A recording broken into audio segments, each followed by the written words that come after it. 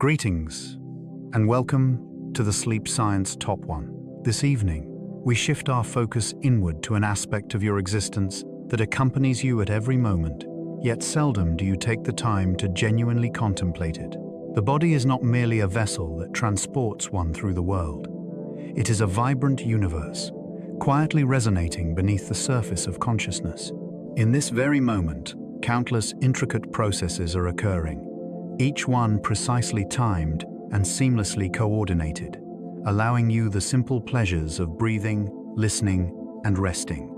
This location embodies a harmony and cadence where silent dialogues unfold among cells, and where age-old systems have been molded by the passage of time and ongoing evolution. Within you lie tales that predate recollection, ingenious answers drawn from the realms of physics and chemistry, and subtle feedback mechanisms that maintain a serene balance. If these gentle journeys resonate with you, consider liking, subscribing, or sharing your thoughts below. It guides others on their journey here as well, one weary spirit at a time. For the moment, the only thing required of you is to unwind. As the shoulders relax and the breath begins to find its natural rhythm, the mind gently releases its hold, inviting us to delve into the captivating intricacies of the body. Let us commence. Every quiet day, your heart drums a gentle rhythm more than 100,000 times, softly tuning itself to your dreams, your breath, and the hidden currents of feeling. Every beat is a synchronized contraction that propels blood to every part of your being.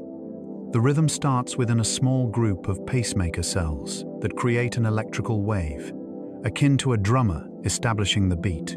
The signal travels through the heart's walls, instructing muscle fibers on when to contract, while the valves ensure that the flow continues in a single direction. As one rises, the heart may race to prevent blood from gathering in the lower limbs. As one exhales slowly, a sense of ease can be found, harmonizing with the rhythm of their breath. Every quiet day, your heart drums a gentle rhythm more than 100,000 times, softly tuning itself to your dreams, your breath, and the hidden currents of feeling. Even in slumber, it calibrates its rhythm, responding to hormones, temperature, and emotion with each passing moment. Thus, circulation remains reliable throughout one's life. Deep inside, a hidden garden of microscopic companions tends your inner world, quietly shaping digestion, mood, and defense with every gentle shift of balance. They come into existence at birth and accumulate with each meal, kiss, and breath until the intestines transform into a vibrant metropolis of bacteria, fungi, and viruses. Numerous friendly partners work to break down fibers that are indigestible, transforming them into short-chain fatty acids that nourish the gut wall and impact metabolism. Some produce vitamins, such as vitamin K, and assist in educating immune cells to distinguish between allies and adversaries. Others contend with detrimental intruders, occupying space and resources, making it difficult for troublemakers to establish themselves. The community undergoes transformations as one travels, alters their diet, consumes antibiotics, or endures chronic stress, until the body becomes aware of these changes. In a profound sense, one exists as a harmonious blend of animal and microbial entities, collaborating to maintain equilibrium. Scientists are delving into customized probiotics and fecal transplants, aspiring to address disease by transforming the Skedden neighborhood. Your skin wraps you like a living cloak, silently reading the world through touch and light, whispering safety or warning with every subtle shift of color and texture. The outer layer is fortified with resilient proteins and waxy lipids, effectively retaining vital moisture while keeping numerous irritants at bay. The surface possesses a subtle acidity that deters unwanted microbes, while a varied community of skin bacteria works to establish its presence. Upon receiving a tiny cut, skin cells emit chemical signals that call forth immune defenders and initiate the repair process, frequently occurring before one even becomes aware of the injury. Specialized cells hold vital clues from invading germs, guiding the immune system on how to respond in the future. Even sunlight, dryness, and a gentle touch can alter the messages that are conveyed. The skin serves as a sensing and signaling interface, connecting you to all that you encounter. A rash can indicate an allergy, infection, or stress simultaneously. New connections can ignite within your brain with each new piece of knowledge acquired. This phenomenon is known as brain rewiring, explaining how practice transforms awkward efforts into smooth abilities. As one repeats a piano chord, a tennis serve, or the sound of a new language, specific circuits activate in unison, allowing the brain to progressively streamline that pathway for easier navigation. Cells cultivate new branches, fortify beneficial synapses, and prune seldom-used connections, akin to tending a garden for optimal efficiency. Even the feeling of, "I can't do this," can ease, as the brain is not a static entity. It is a living entity that transforms in response to experience, stress, sleep, and focus. Notice how softly the silence. Small adjustments may start following a concentrated period of effort, and then they can evolve further during your moments of rest. Over months, those rewired roots can even alter your perception of pain, soothe fear, or enhance your appreciation of beauty, demonstrating that learning manifests as a tangible experience. The blood cell forge serves as a vital factory, producing the majority of blood cells within the body. Within numerous bones lies a soft, active tissue. This is marrow, the place where stem cells determine the body's next requirements. Some transform into carriers of oxygen, while others take on the role of infection fighters, and still others become platelets that assist in halting bleeding.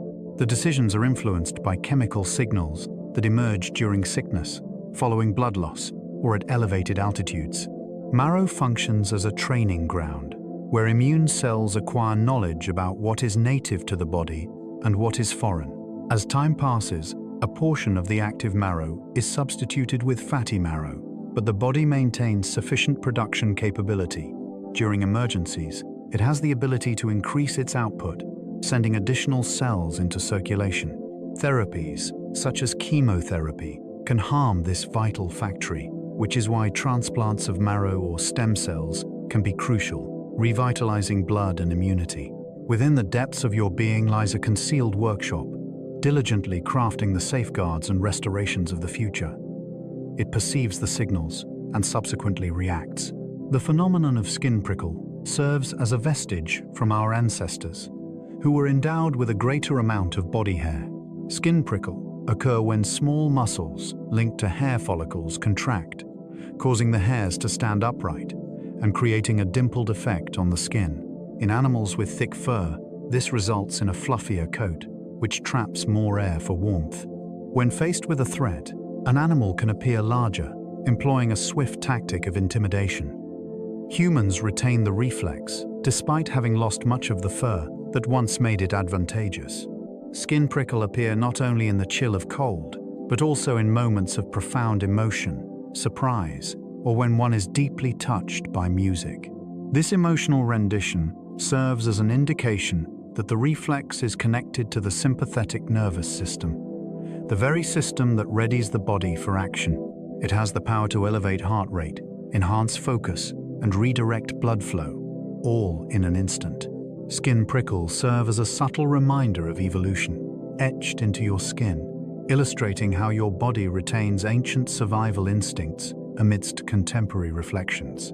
In a still room, one solitary note from a song can awaken that age-old instinct, causing your skin to react.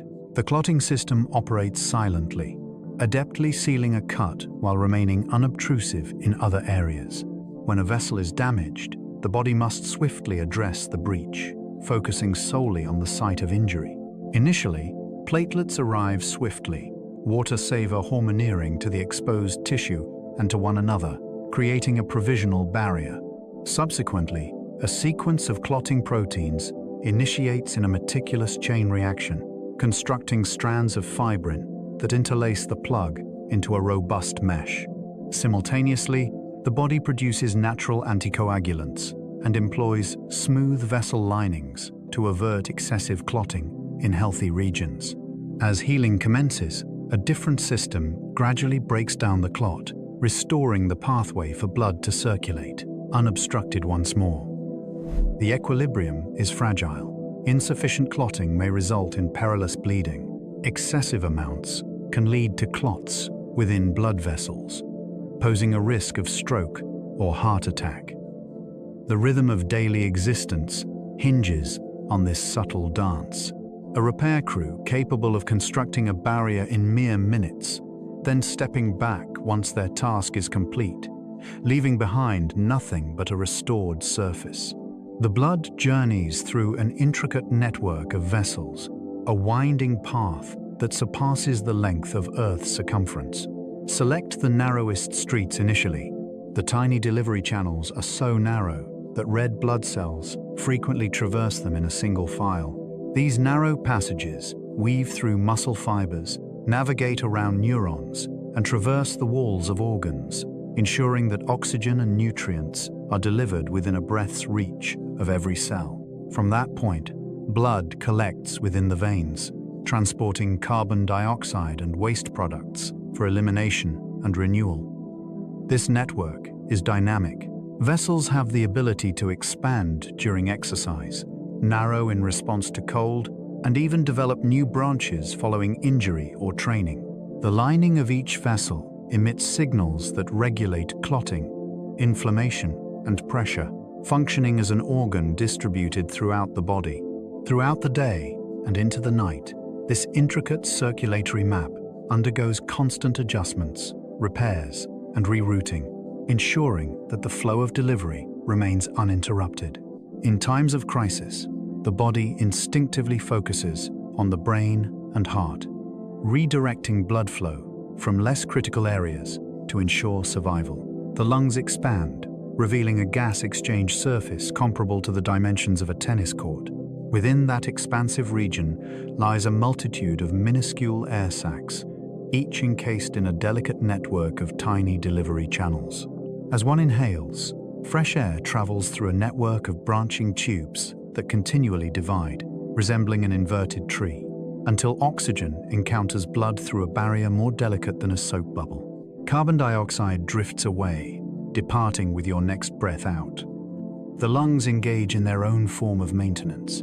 They warm and humidify the air that enters, capturing dust in a sticky mucus and using cilia to sweep it upward, allowing for effortless swallowing. A slippery substance, known as lung bubble shield, resides in the air sacs, preventing them from collapsing like wet plastic.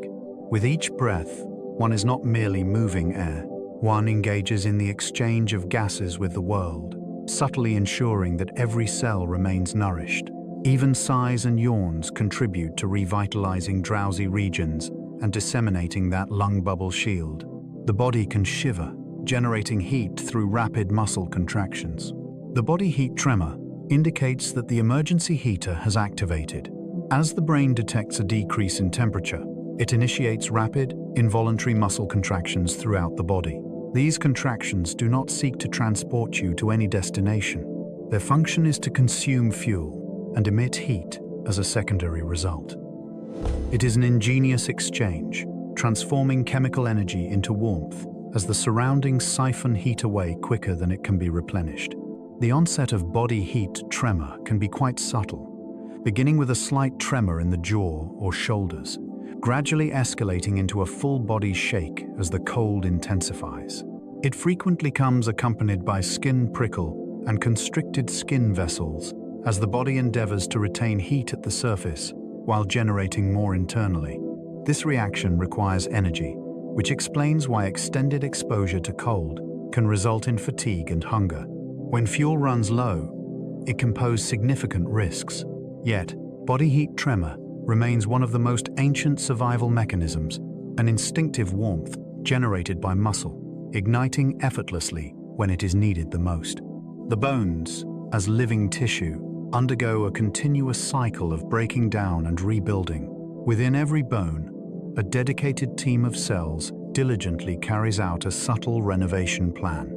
Bone breakers meticulously remove the old mineral, while bone builders diligently deposit new collagen and replenish it with calcium crystals, ensuring the structure remains robust and resilient against brittleness. This remodeling adapts to its purpose. As one lifts, walks, or jumps, the bones perceive subtle strains and fortify the regions that endure weight, much like a house reinforcing its structure where footsteps tread. When inactivity stretches on for extended durations, the reverse occurs, leading to a decline in bone density. Hormones, such as estrogen and calcium releaser hormone, guide the rhythm, while nutrition supplies the essential building blocks. Fractures mend through the creation of a temporary framework, which is then meticulously reshaped over the course of weeks and months until strength is restored. Your skeleton resembles a vibrant reservoir of minerals and resilience, rather than a mere stone structure. Even ears depend on bones to convey sound with accuracy. The Life Code blueprint contains instructions so densely packed that it fits within almost every cell. The genetic material from a single cell, when extended, reveals an astonishing length, coiling with remarkable precision. The intricate process begins as Life Code blueprint coils around proteins known as histones, creating bead-like structures that further fold into denser fibers. These fibers then loop and stack, ultimately allowing an entire library of genetic information to be compactly housed within a nucleus. Packing transcends mere storage.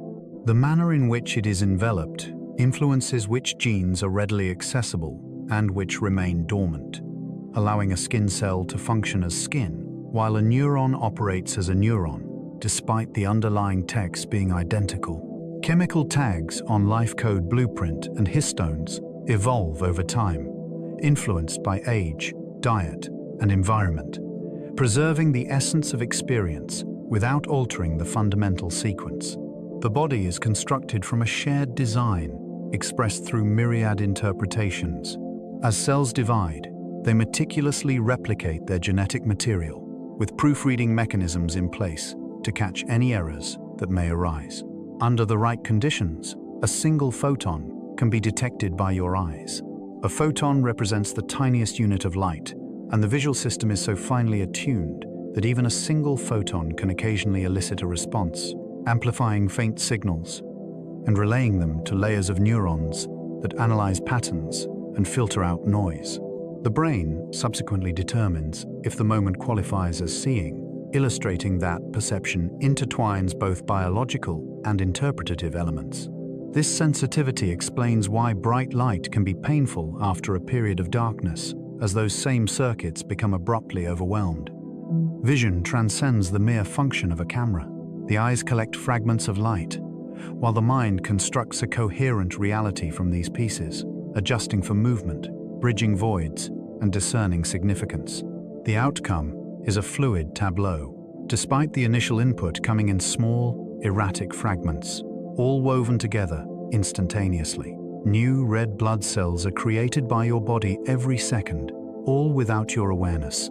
Deep within the bones, the marrow operates an unceasing assembly line, producing new cells filled with hemoglobin, essential for transporting oxygen. Each one starts as a stem cell that selects its destiny, then progresses through phases where it accumulates its contents and expels its nucleus to create space. Once in circulation, a red blood cell embarks on a journey lasting about 4 months, navigating through tiny delivery channels and bending like a soft coin to maneuver around narrow turns.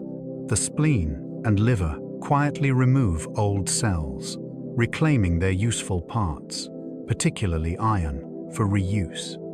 The consistent turnover holds significance. As the delivery of oxygen is essential, it energizes your mind, your body, and the small teams of repairers operating all around. Even now, as you remain motionless, your body is rejuvenating the very fleet that sustains you, enabling movement and healing. The stomach lining undergoes a remarkable transformation, renewing itself within just a few days. Under the microscope, the stomach transforms from a mere bag into a bustling workshop, teeming with activity. The surface is populated by cells that endure severe conditions, leading them to thrive rapidly before being replaced in short order. New cells emerge from deep folds, moving upward like fresh tiles fitting into position, before being cast into the tumult of digestion. This rejuvenation prevents minor ailments caused by spicy foods, alcohol, or stress from evolving into enduring harm. It serves as a defense mechanism, as numerous germs find it challenging to water-save a hormonere to a lining that is perpetually refreshed. The timing is exact. When the pace of replacement diminishes, the feeling of irritation may persist. If it accelerates excessively, the tissue may become delicate. The body maintains a delicate equilibrium between growth and loss, ensuring that the inner wall remains smooth, sealed, and prepared for the next bite, even during slumber. In the background, hormones and local signals determine the fate of cells, deciding which ones will divide, which will mature, and which will gracefully retire. The liver possesses the extraordinary ability to regenerate lost tissue to an impressive extent. Following a significant injury, the liver exhibits a remarkable ability that seems almost legendary. It may not regenerate into a flawless missing lobe, but the remaining tissue has the ability to expand, ultimately restoring overall function. Cells that typically dedicate their time to processing nutrients, detoxifying chemicals, and constructing vital proteins have the ability to re-enter the cell cycle and undergo division. The blood vessels and bile channels undergo a transformation to align with the new shape, akin to a city adjusting its streets following an earthquake.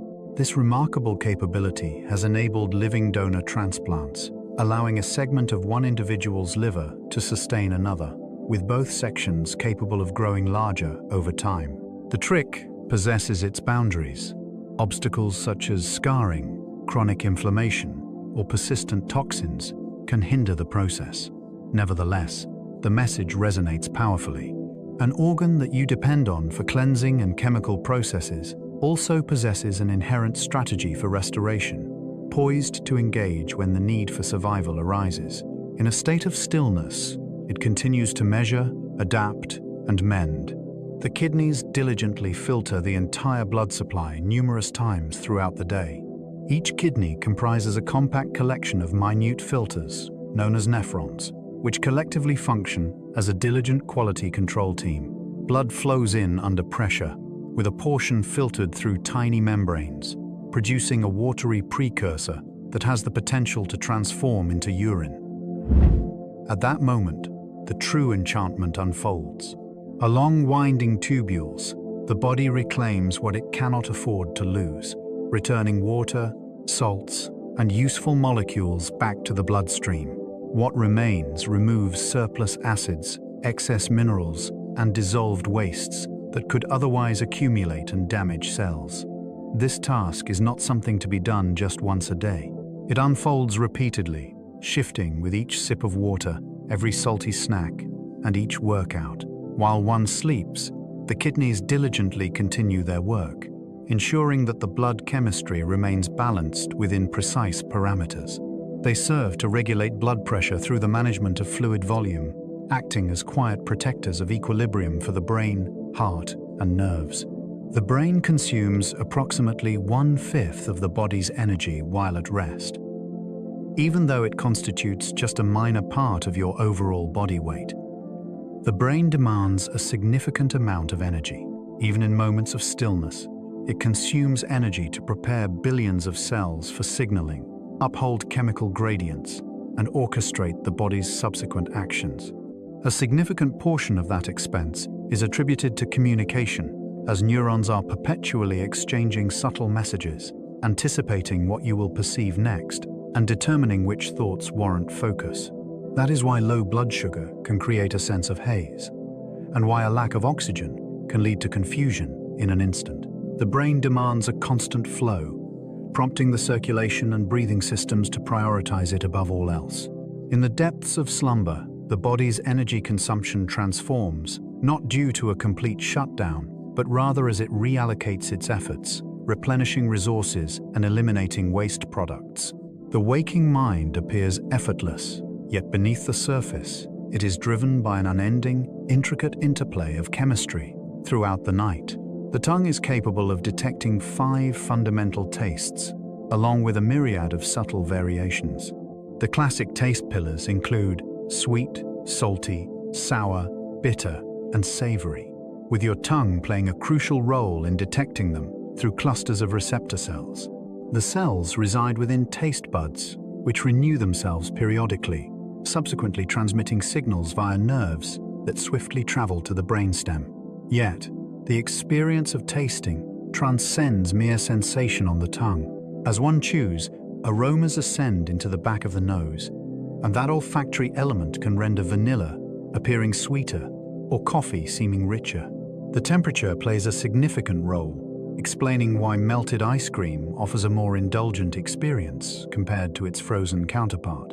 Even anticipation takes on a different essence, as the mind intertwines recollection and perception into a singular experience. Flavor possesses a safeguarding aspect as well. Bitterness serves as a warning of potential toxins, whereas saltiness suggests the presence of essential minerals. Throughout a lifetime, the palate evolves, transforming from the selective tastes of childhood into a refined appreciation for spice, fermentation, and delicate herbs. Each meal transforms into a brief exploration of neuroscience, unfolding in mere seconds for you. The nose possesses the remarkable ability to sense minuscule molecules, even when they are present in incredibly low concentrations. The sense of smell initiates as airborne molecules float into the nasal cavity, where they dissolve in a delicate layer of mucus. In that place, receptors appear, resembling locks, each poised to accept specific chemical keys. As a match occurs, nerve signals race toward the brain, which swiftly evaluates the pattern against an extensive archive of recalled scents. That is why a single scent can evoke memories of a childhood kitchen, a hospital corridor, or a particular individual. The sense of smell serves as a crucial early warning mechanism.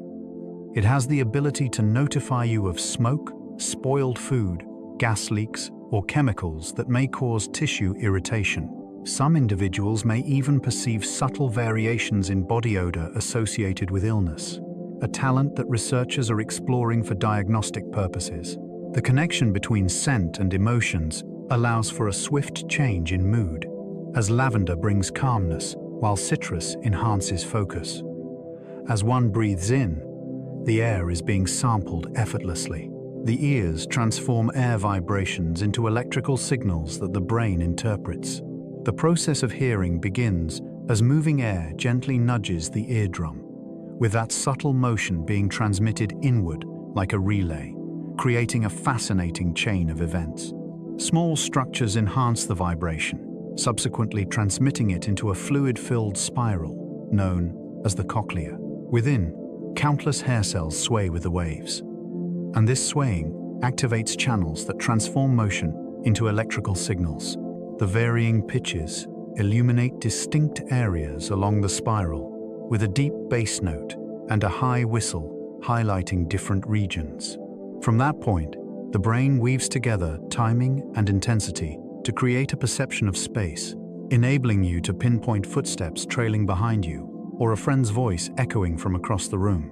Listening serves as a safeguard. Unexpected loud noises activate reflexes that constrict the muscles of the middle ear, thereby diminishing the intensity of the incoming sound. With the passage of time, the continuous exposure to loud sounds can inflict harm on the fragile hair cells, leading to the possibility of permanent hearing loss. Nevertheless, the system possesses such sensitivity that it can pick up the slightest rustle of fabric. The balance system utilizes fluid-filled canals to detect each movement of the head. Within the depths of your inner ear lie 3 curved canals, each filled with fluid and oriented in various directions, reminiscent of the axes on a compass. As one turns their head, the fluid trails momentarily, exerting pressure on sensors that convey the sense of rotation. In close proximity, additional sensors observe linear movement and gravitational forces by monitoring minute crystals that adjust in response to acceleration. Collectively, these signals inform your brain about whether you are nodding, spinning, leaning, or experiencing the sensation of riding in an elevator. Often, it goes unnoticed, as the system is perpetually adjusted and fine-tuned. Yet, when the signals clash, one experiences it immediately as a sense of dizziness, vertigo, or motion sickness.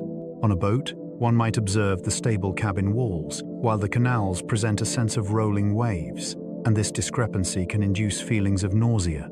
Yet this same system enables dancers to pirouette, gymnasts to flip, and toddlers to wobble their way toward walking, acquiring balance through daily practice. The pupils adjust their size in mere fractions of a second, serving to safeguard one's vision. In the bright sunlight, the pupils contract, while in the darkness, they expand, functioning much like the aperture of an automatic camera.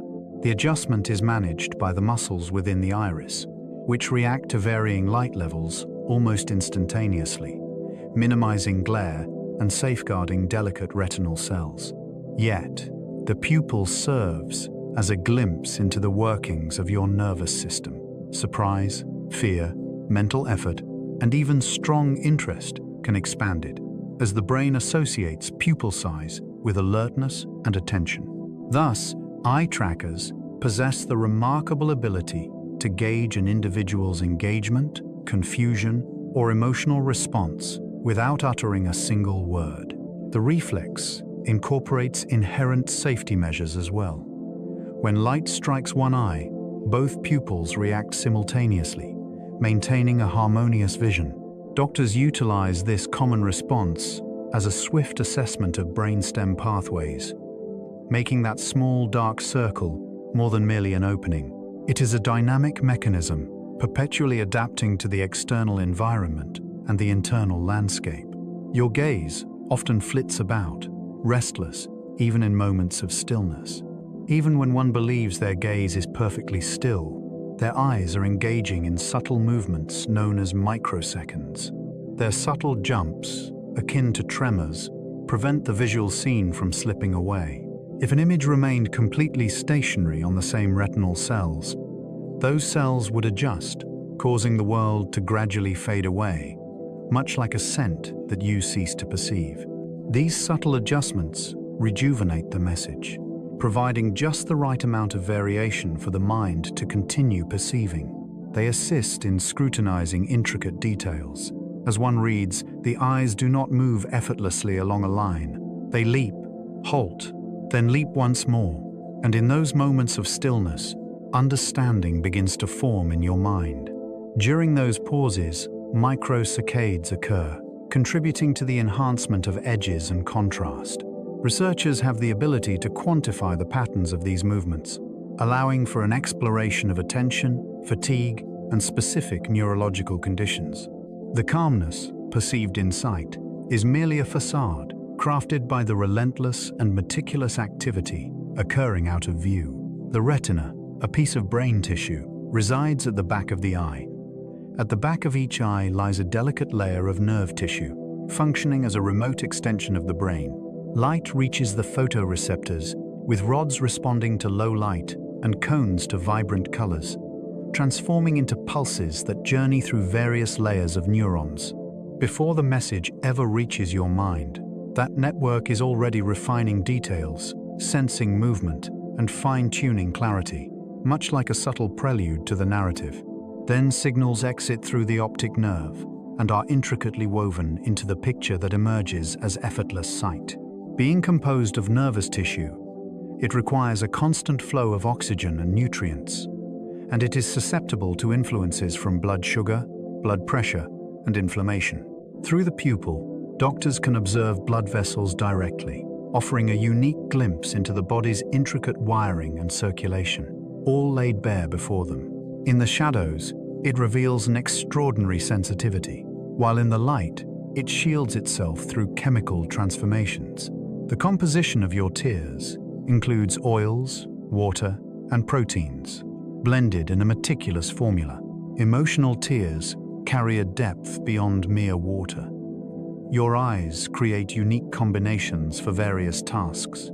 Throughout the day, basal tears gently wash over the surface, transporting salts that harmonize with the body's chemistry and proteins that help fend off germs. When smoke or onion fumes irritate the eye, Reflex tears surge forth, flushing away particles with an increased volume. Emotional tears introduce a unique blend, incorporating stress-related molecules that remain a topic of debate among researchers, and they are released through the coordination of facial muscles and breathing. A delicate, slick film, secreted by glands in the eyelids, helps to reduce evaporation, ensuring that the eye remains moist and does not dry out too rapidly. Mucins assist in the even distribution of fluid, transforming the cornea into a seamless lens. With each blink, the film is directed toward the small drainage openings nestled in the inner corners, leading it into the nose, which explains why tears can cause a sniffle. Even newborns come equipped with this system, prepared to eliminate dust and ensure comfortable vision. The blink creates a new layer, ensuring the eyes remain smooth and comfortable. A blink may appear straightforward, yet it serves as a rapid cleansing motion. In an instant, the eyelids descend and then rise again, distributing a new layer of tear film over the cornea.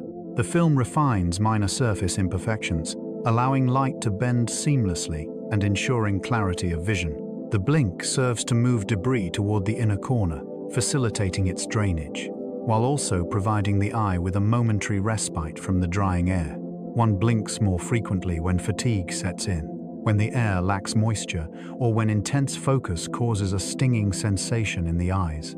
Some blinks are complete closures, while others are swift partial taps, and the brain selects them according to necessity. In the midst of a conversation, blinks frequently occur at natural pauses, as though the body is fine-tuning the flow of attention. Even during slumber, soft movements of the eyelids work to maintain the surface's health throughout the night. The skeleton holds essential minerals that support the proper functioning of the nerves. Your skeleton serves as both a repository and a structure. The hard mineral found in bone, abundant in calcium and phosphorus, serves purposes beyond mere strength. Calcium plays a crucial role in enabling nerve endings to release neurotransmitters and facilitates muscle contractions, including those of the heart. As blood calcium levels decrease, hormones communicate with the bones to release a small amount into the bloodstream, ensuring that electrical signaling remains stable. As levels increase, bone can reclaim some, akin to a bank adjusting its accounts. The ongoing interplay indicates that bone health is interconnected with nerve, function, movement, and even the process of clotting.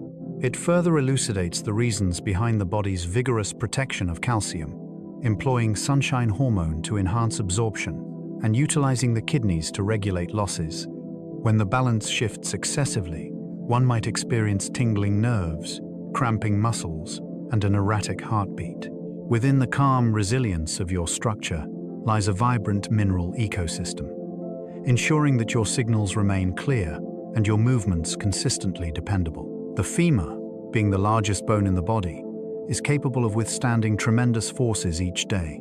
The femur, a long bone in the thigh, stands strong and sturdy, reminiscent of a bridge pillar. The outer shell boasts density and strength, while the inner structure creates a lattice that distributes stress efficiently, avoiding unnecessary weight. As one walks, the body encounters forces that exceed its own weight, and in moments of running or jumping, those forces escalate significantly. The bone is positioned to align the knees beneath the center of mass, facilitating balance and promoting an efficient stride. At the hip, a ball joint allows for rotation, squatting, and climbing, while muscles attach to ridges and exert force with leverage.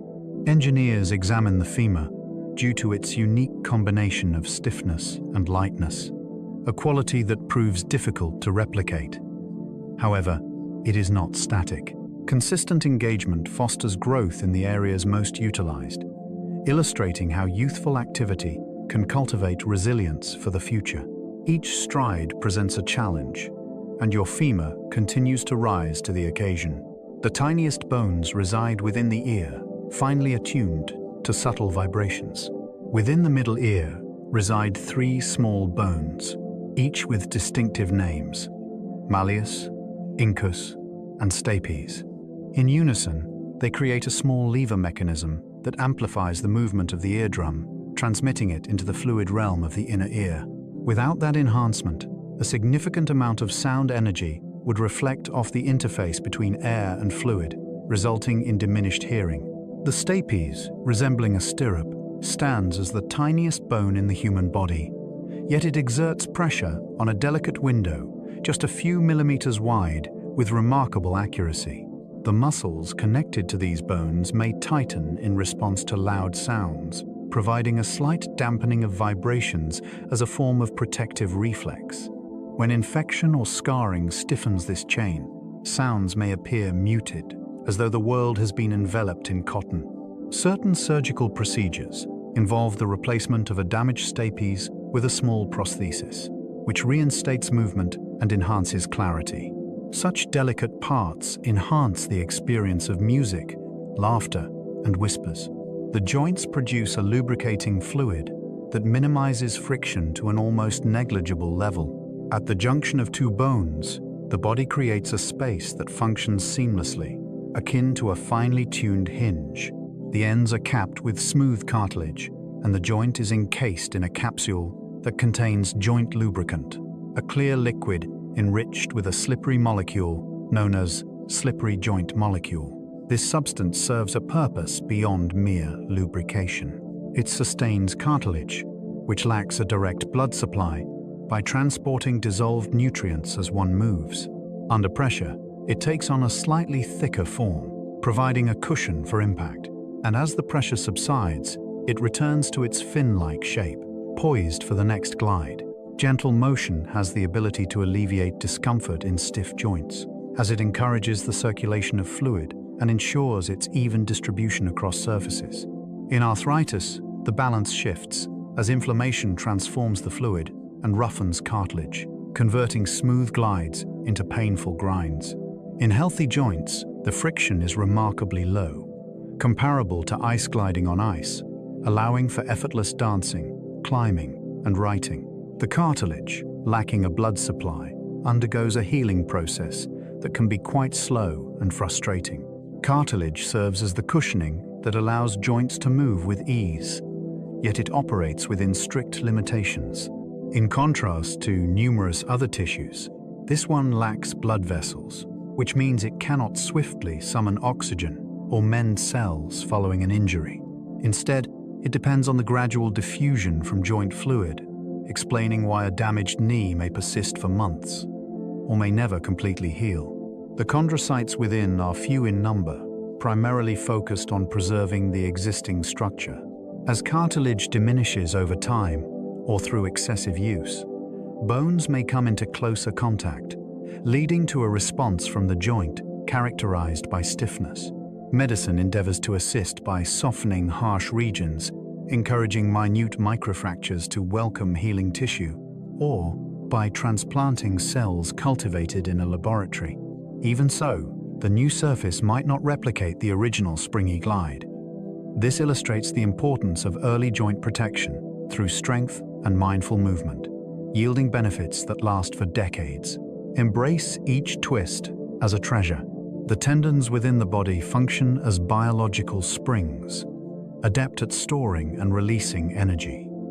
Tendons serve as the resilient links between muscle and bone, performing functions beyond merely conveying force. Numerous tendons function akin to springs, elongating subtly upon landing or pushing off, and then rebounding to restore energy. The rebound enhances movement efficiency, conserving muscle effort while running and hopping. The heel spring tendon serves as a well-known illustration, accumulating energy with every step, akin to a taut elastic band ready to spring forth. Yet, a sense of springiness demands a thoughtful framework. Tendons consist of parallel collagen fibers, arranged to withstand repeated tension, and they adjust as training intensifies the load.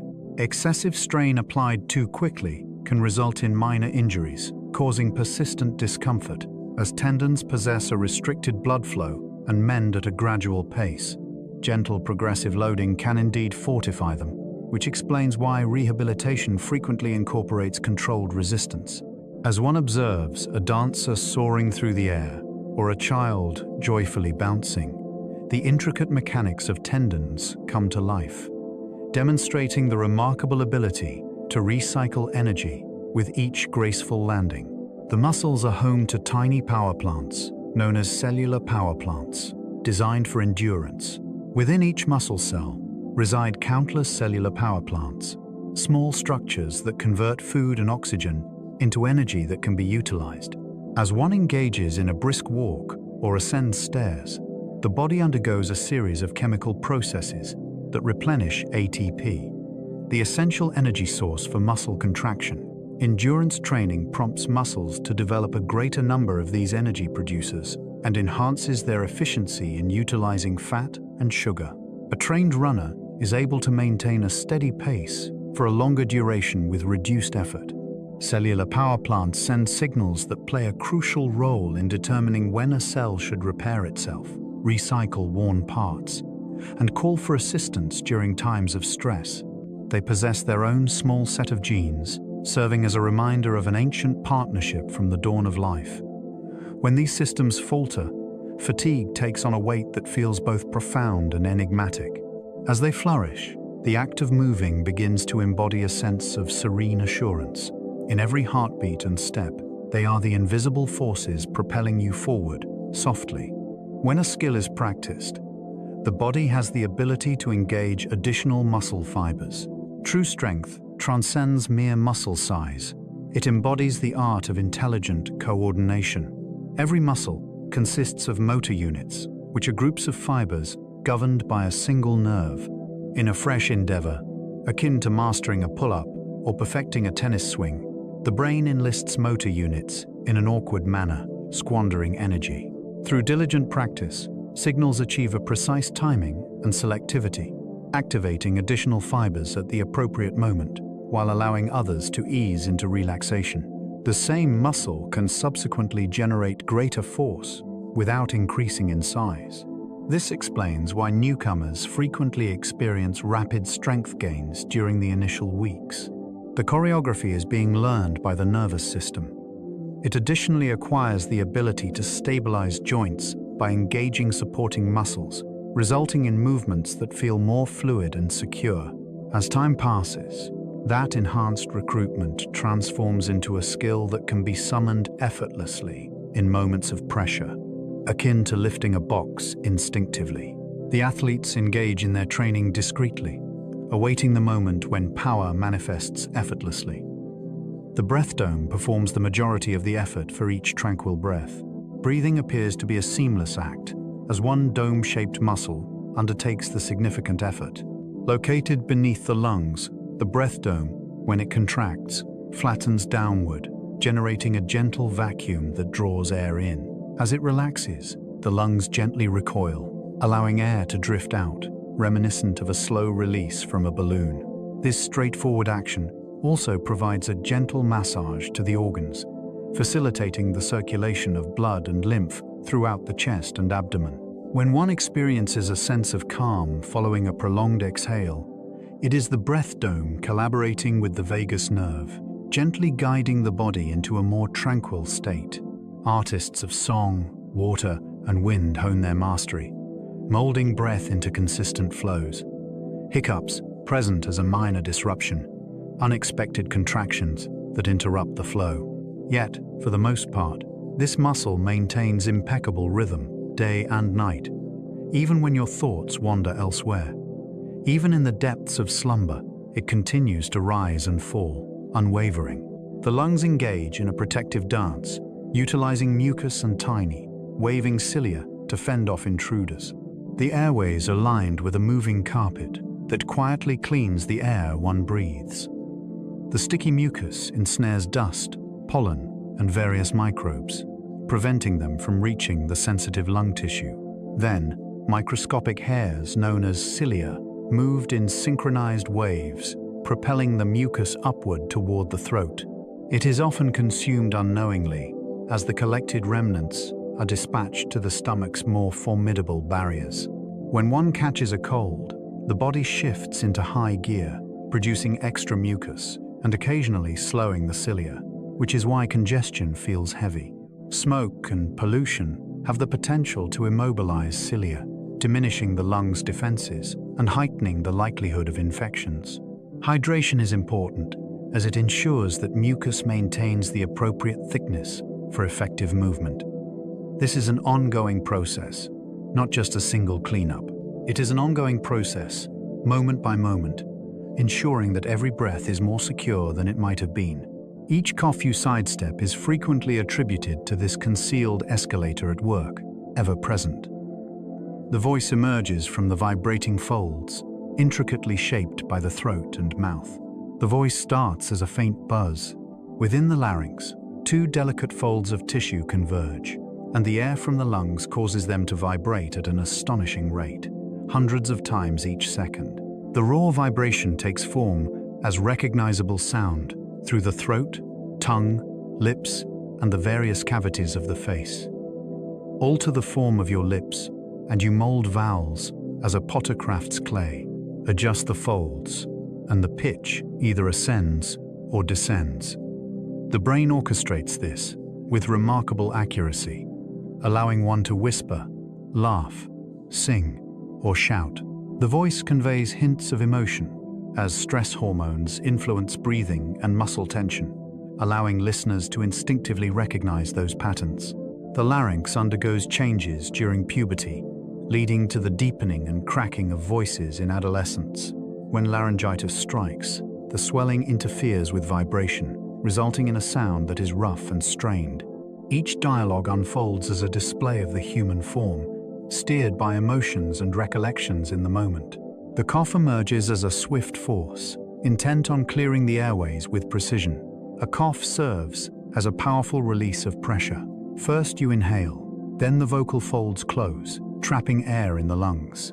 The muscles of the chest and belly tighten, creating a sensation of pressure akin to the winding of a spring. Then the folds snap open, and a surge of air erupts, tearing mucus and particles from the walls of the airway and propelling them toward the mouth. While it serves a protective role, it can also become bothersome when the nerves remain sensitive following an infection or exposure to smoke. Various coughs can indicate a range of issues, from the constricted airways of asthma to the fluid accumulation associated with heart failure, which is why physicians pay close attention to the sound it makes. Some people can even cough on command, showing how the reflex has both automatic and voluntary control. Cough drops provide relief by stimulating saliva production and soothing the nerve endings in the throat. Yet, the primary function of the cough remains straightforward: to ensure that the passages to the lungs remain unobstructed for the next inhalation. Your sneeze can launch droplets fast enough to surprise any physicist. A sneeze starts with an intruder, a speck of pepper, dust, or pollen touching sensitive nasal tissue. Nerves fire a rapid alarm to the brainstem, and the body prepares a coordinated blast. You draw in air, close off the throat, and build pressure in the chest. Then the soft palate shifts and the airway opens, sending a turbulent jet through the nose and mouth. That jet can travel faster than many people expect, breaking fluid into a mist of droplets of different sizes. Larger droplets fall quickly, while finer ones can linger and drift, which is why sneezes matter for infection spread. Your eyes often close automatically, a protective reflex, not a sign they might pop out. Bright light triggers sneezing in some people, a trait that runs in families. The whole event is over in seconds, yet it is a reset, clearing passages so breathing can return to ease. Your saliva begins digestion before food even reaches your stomach. Before you swallow, your mouth is already doing chemistry. Saliva moistens food, so it can be shaped into a smooth bolus, and it starts breaking starch into smaller sugars with an enzyme called amylase. It also carries lipase that begins working on fats, especially important for infants. Beyond digestion, saliva protects teeth by buffering acids and delivering minerals that help prepare enamel after meals. It contains antimicrobial proteins that slow bacteria and keep the mouth's ecosystem in balance. When you smell dinner, saliva can increase, a preview response from the nervous system that prepares the gut. Dry mouth from anxiety or certain medicines can make swallowing difficult and raise cavity risk, showing how essential this fluid is. Your body makes a surprising amount each day, and most of it is swallowed unnoticed. In quiet moments, a swallow is the end of a chain of signals, glands, and muscles working together. Your stomach acid can dissolve many microbes that hitchhike on meals. Deep in your stomach, glands release hydrochloric acid that can be as corrosive as battery acid, at least in strength of acidity. This harsh bath helps unfold proteins in food, making them easier for enzymes to cut apart. It also serves as a security checkpoint, killing many bacteria and viruses that arrive on unwashed produce or undercooked meat. Not everything is defeated, which is why some pathogens, like Helicobacter pylori, have evolved tricks to survive there. To keep this acid from harming you, the stomach coats itself in a thick mucus barrier and keeps blood flow high to support repairs. When that protection fails, ulcers can form and pain can radiate after meals. Acid levels also change with age and medication, influencing how well certain nutrients are absorbed. In a way, your stomach is both a digestion chamber and a chemical moat, guarding the intestines beyond every time you eat. Your intestines move food forward with coordinated waves called gut wave push. Food does not simply fall through you. Your intestines move it, along with waves of muscle contraction called gut wave push, a traveling squeeze that pushes contents forward. Segments ahead relax, while segments behind tighten, creating a steady conveyor. This motion is guided by the gut's second brain, which can run many routines without conscious control. Even if you stand on your head, these waves still carry a meal onward. After surgery, the rhythm can stall, leading to bloating and discomfort, which shows how essential it is. Fiber gives the wall something to grip, and water keeps the contents soft enough to move. The pace shifts with what you eat, with fats slowing passage to allow absorption. Between meals, sweeping waves help clear leftovers, preparing the gut for whatever comes next. When you hear your stomach growl, that sound can be these motions, mixing air and fluid as they work inside you. Your pancreas releases hormones that help control blood sugar, minute by minute. Behind your stomach, the pancreas works like a quiet thermostat for fuel. When you eat, it senses rising glucose and releases insulin, a hormone that helps your cells pull sugar out of the blood and store it for later use. Between meals, when glucose begins to dip, it releases glucagon, which signals the liver to send some stored sugar back into circulation. This back and forth happens all day, keeping the brain supplied and the muscles ready. It is not only about sweets. Protein and fat change the timing too, and stress hormones can push glucose higher, as if preparing you to run.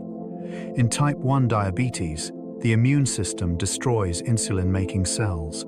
In type 2, cells stop listening well, and the pancreas strains to keep up. Even so, in most bodies, this tiny organ balances chemistry with astonishing precision, so you can think clearly, move smoothly, and sleep steadily.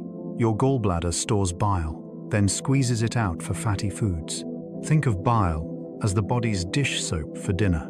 The liver makes this greenish fluid continuously, but meals do not arrive on a schedule, so the gallbladder acts as a reservoir, concentrating bile while you wait. When fat enters the small intestine, hormones signal the gallbladder to contract, pushing bile through ducts into the gut. There, bile salts break big fat droplets into tiny ones, giving enzymes far more surface area to work on. This makes it easier to absorb fats and the vitamins that travel with them, like vitamins A, D, E, and K. Gallstones can form when bile components crystallize, sometimes blocking the duct and causing sharp pain.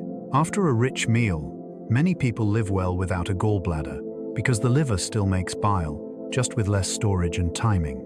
Still, when it is present, it adds a graceful efficiency to digestion, responding right when the meal needs help. Your body stores extra glucose as glycogen in liver and muscle. Glucose is quick energy, but the bloodstream is not a pantry, so your body converts spare glucose into glycogen, a branched storage form that packs neatly inside cells. The liver keeps a supply that can be released back into the blood to steady glucose between meals, especially overnight. Muscles store their own glycogen too, but they keep it mostly for themselves, like a private fuel tank for movement. During a sprint, those stores can power intense effort when oxygen delivery becomes limiting. After exercise, muscles become especially eager to refill, which is why a meal can feel unusually satisfying after a long hike.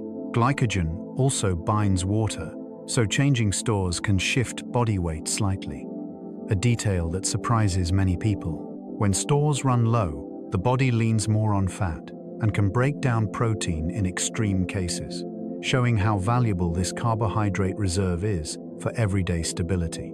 Your fat tissue is an active organ that sends chemical messages. Body fat is not just stored calories, it is a signaling network.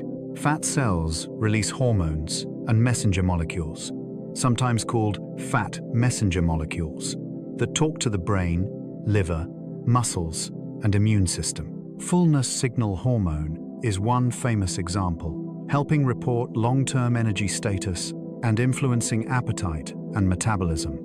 Fat tissue also stores and converts certain hormones, and it can release inflammatory signals when it becomes stressed or overloaded. Where fat is stored matters too. Visceral fat, packed around organs, tends to be more metabolically active and is linked with higher health risks than fat stored under the skin. Yet fat tissue also has protective roles. It cushions organs, insulates against cold, and provides fuel during illness or famine. Researchers are exploring ways to shift fat toward healthier behavior, intuiting, encouraging more brown-like activity that burns energy as heat. In a real sense, fat is part of the body's conversation about survival, abundance, and stress, sending updates every day. Your appetite is guided by hormones that rise and fall like tides. Hunger is not simply willpower.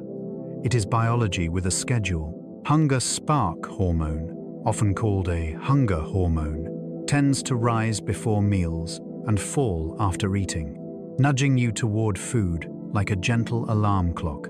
Other signals, including satiety signal hormone and cholecystokinin, help create fullness by slowing stomach emptying and speaking to the brain through nerves and blood.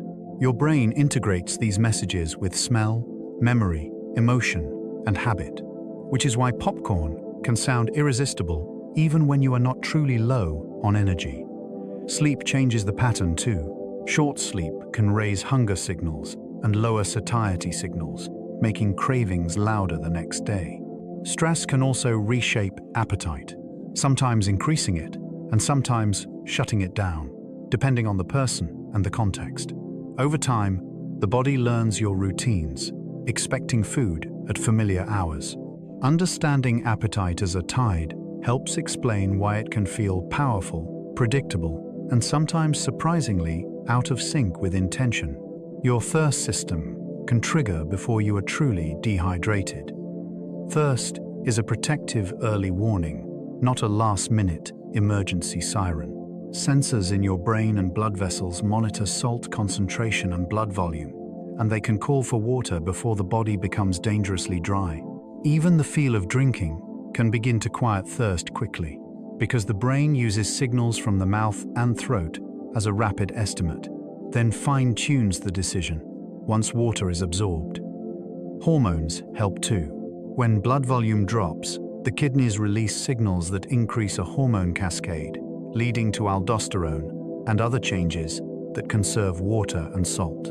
That is why, after heavy sweating, plain water alone may not feel fully satisfying until minerals are replaced. Thirst also shifts with age, and many older adults feel it less strongly, which can raise dehydration risk.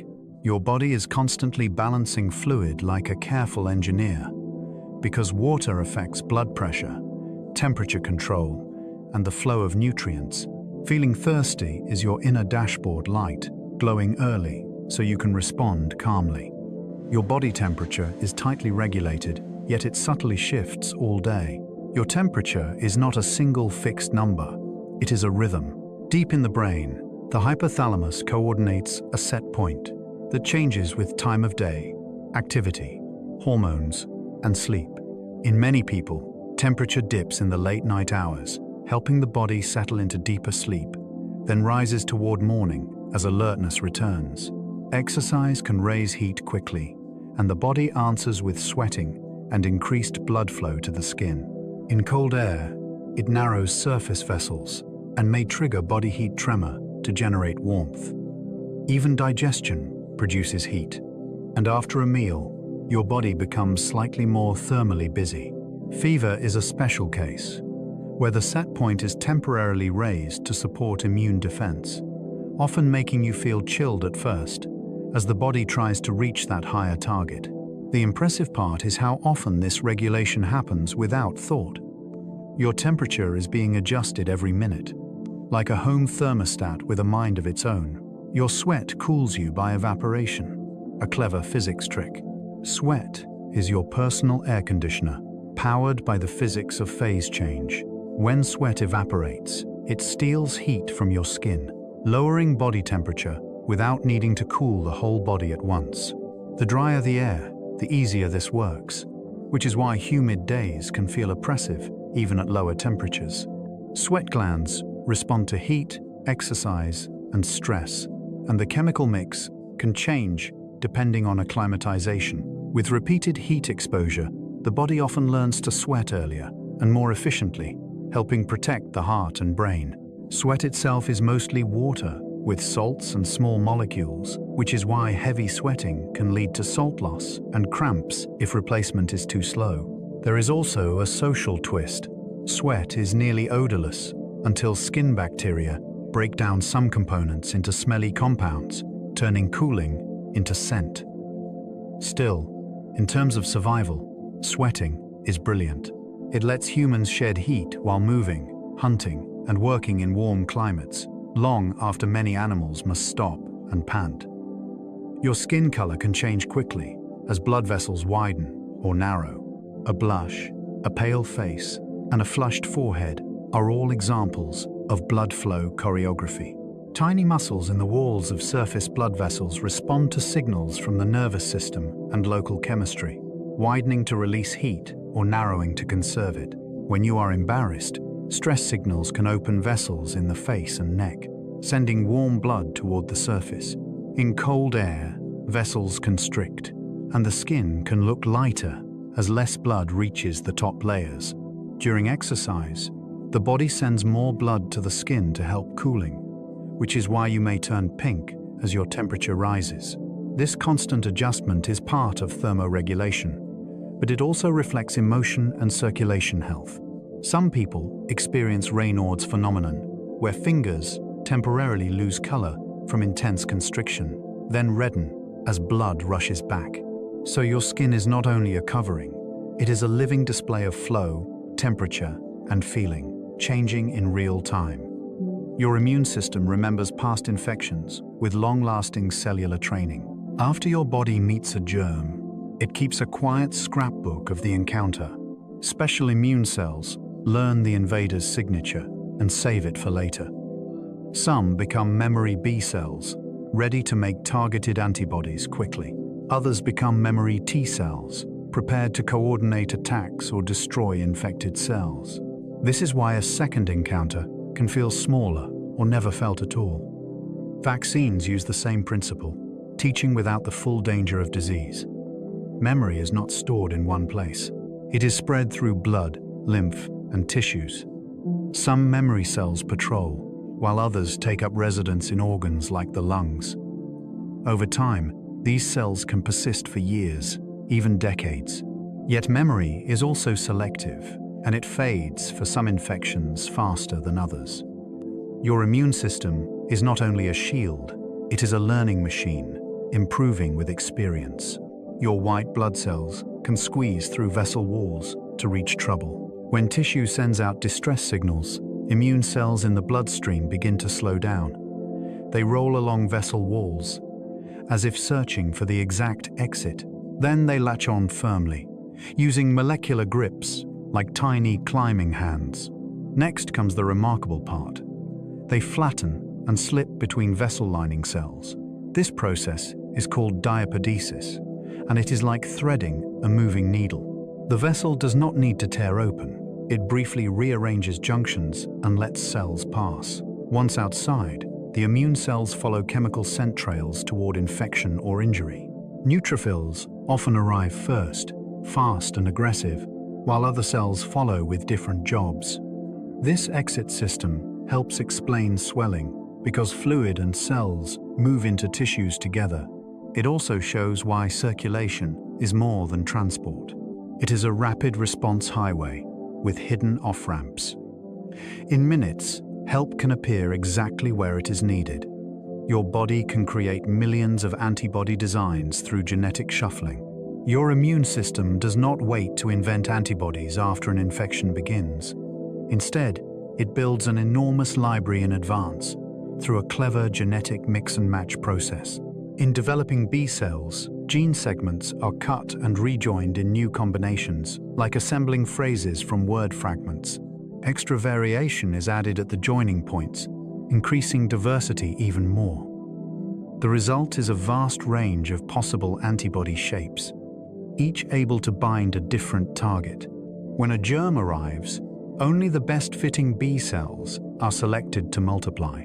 Then, in specialized lymph node zones, those cells can refine their antibodies through rapid mutation and selection, improving the fit over time. This is why your response can become more precise days into an illness. It is also why the immune system can recognize unfamiliar threats, including new strains that differ slightly. Your body is running a molecular design studio, constantly generating options. Your lymph system drains fluid and returns it to the bloodstream. Blood vessels leak a little fluid into tissues on purpose, delivering nutrients and making space for exchange. But that fluid must be collected, or swelling would build everywhere. The lymph system is the return route, a network of tiny vessels that sip up excess fluid and carry it back. Along the way, lymph passes through lymph nodes, which act like security stations. Immune cells inside sample what is moving through, looking for signs of infection or damage. When nodes swell during illness, it is often because those cells are multiplying and working hard. Lymph vessels have valves, helping flow move one direction, and movement helps push it along. Walking, breathing, and muscle contractions gently massage lymph forward. This system also absorbs fats from the intestine, sending them into circulation by a different route than blood. Without lymph, fluid balance would fail, immunity would be slower, and digestion would lose an important pathway. It is a quiet river beneath your skin, always flowing. Your spleen filters blood and recycles worn-out red cells. Your spleen is like a careful quality inspector for your bloodstream. Blood flows through its spongy chambers, where cells must squeeze through narrow passages. Healthy red blood cells bend and slip through, but older or damaged ones get trapped. Specialized immune cells then break them down, salvaging valuable components for reuse. Iron is recovered and sent back into circulation for new hemoglobin. The spleen also stores a reserve of blood cells and platelets, ready for sudden need. During some infections, it becomes more active, and it can enlarge as it works. It also helps fight certain bacteria by producing antibodies and filtering microbes from blood directly. People can live without a spleen, but they often need extra protection against particular infections because a key filter is missing.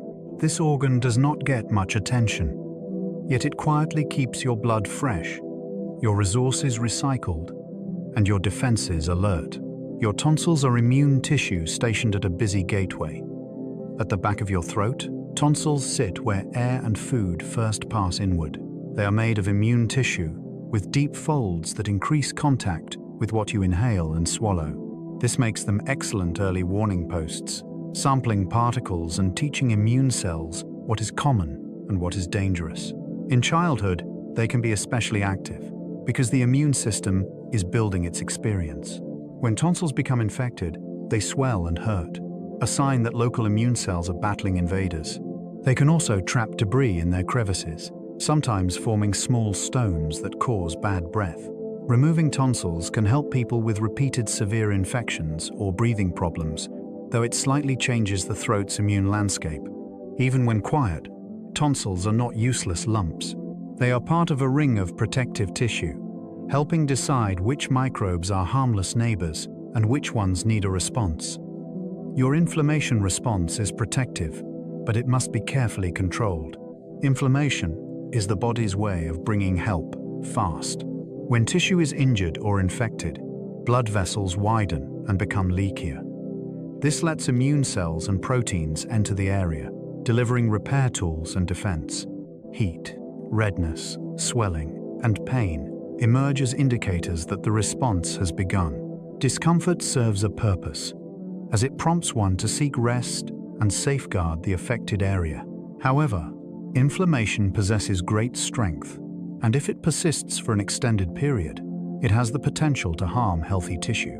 Thus, the body emits soothing signals that bring resolution to the response once the danger has been addressed.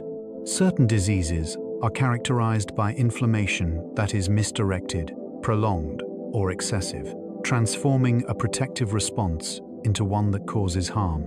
Lifestyle factors have the potential to impact this balance, encompassing aspects such as sleep, stress, diet, and chronic infection. The immune system resembles a fire brigade, while inflammation acts as the water cannon. It has the potential to preserve a structure, but this is contingent upon precise targeting and timely deactivation. The fever has the ability to hinder certain microbes while enhancing the body's immune responses. A fever is not merely a case of overheating. It represents a purposeful adjustment in the body's thermostat. In the midst of infection, immune signals communicate with the brain, prompting it to elevate the temperature set point. Initially, a chill may envelop you as your body strives to attain that elevated goal, engaging in body heat, tremor, and heat conservation. Numerous microbes thrive at typical body temperatures. Thus, even a slight increase can put them under stress. Meanwhile, certain immune processes become more efficient, such as the quicker movement of immune cells and enhanced signaling. Fever also promotes rest, redirecting energy towards defense and repair. Nevertheless, fever is not always beneficial, and elevated temperatures can pose risks, particularly for young children or those with weakened immune systems. That is why physicians strive to harmonize comfort, safety, and the body's inherent mechanisms. Medicines have the ability to reduce fever by resetting the body's set point, which explains the sweating that often occurs as the fever subsides. In an intriguing manner, fever represents the body's decision to elevate its temperature temporarily, employing heat as a weapon in its battle. Within the depths of your inner microbial city, a multitude of viruses reside, existing in a state of quiet harmony with your body. When one thinks of a virus, the mind often drifts to thoughts of sickness. However, it is important to recognize that numerous viruses coexist with us in harmony. Some infect bacteria instead of human cells, and these are known as bacteriophages. They have the power to influence which bacterial species flourish in the gut, skin, and mouth, functioning as invisible caretakers. Other viruses may linger within the body, existing in a dormant or low-level state, held in balance by the immune system. Scientists occasionally refer to this collection as the human viral companions, which may impact digestion, inflammation, and disease risk in ways that are just starting to be understood. The narrative unfolds with complexity, revealing how viruses can serve as guardians by managing harmful bacteria, while simultaneously posing a risk of imbalance should circumstances change. Alterations in diet, the use of antibiotics, travel experiences, and stress levels could indirectly transform this viral community. This serves as a reminder that one is not merely an individual entity, but rather a complex ecosystem. Even the tiniest travelers can influence the entire voyage, subtly and persistently. The gut and brain engage in a dialogue through nerves, hormones, and immune signals. Your gut transcends its role as merely a digestion tube. It serves as a vital communication hub, a significant nerve known as the vagus, transmits messages from the intestines to the brainstem. After meals, hormones are released that can sway mood, alertness, and cravings, ultimately shaping how one feels long after the food is consumed. Immune cells within the gut communicate with the brain, particularly in instances where the gut lining experiences irritation or inflammation. This illustrates how stress can alter digestion and how digestive discomfort can influence emotions. The gut possesses its own intricate nerve network, often referred to as the second brain, which adeptly manages movement and secretion in a localized manner. In the gut, microbes generate molecules that have the power to affect nerve activity and maintain immune balance. Researchers are delving into the connections between gut health and conditions such as anxiety, depression, and neurodegenerative diseases.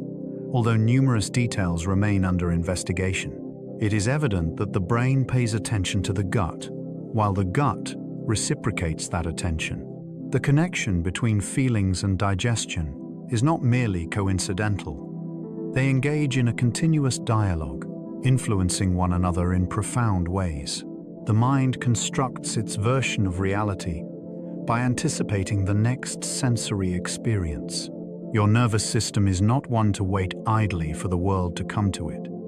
Instead, it is perpetually engaged in a process of anticipation and inference. It draws upon previous experiences to anticipate future events, subsequently contrasting those anticipations with the incoming signals received through AI's auditory and tactile senses. As the match draws near, the sense of perception flows seamlessly and with ease. When the match is off, the unexpected captures your focus, prompting the mind to revise its understanding. This explains how one can decipher untidy writing, spot a familiar face among many, or comprehend conversation amidst background noise. The mind instinctively completes gaps, driven by its anticipation of familiar patterns. It further elucidates specific illusions, wherein the forecast triumphs over the unrefined information. The sensation of one's body is, in part, anticipated, explaining why a phantom limb may still cause pain following an amputation. Perception does not come as a straightforward transmission. It unfolds as a dynamic interplay between what one anticipates and what is revealed, refreshed with each heartbeat as one navigates through life. The signals from your nerves travel with electricity, driven by the movement of ions. The thoughts and sensations drift upon minuscule charged particles. Neurons maintain a separation of various ions, such as sodium and potassium, across their membranes, which results in a buildup of electrical tension.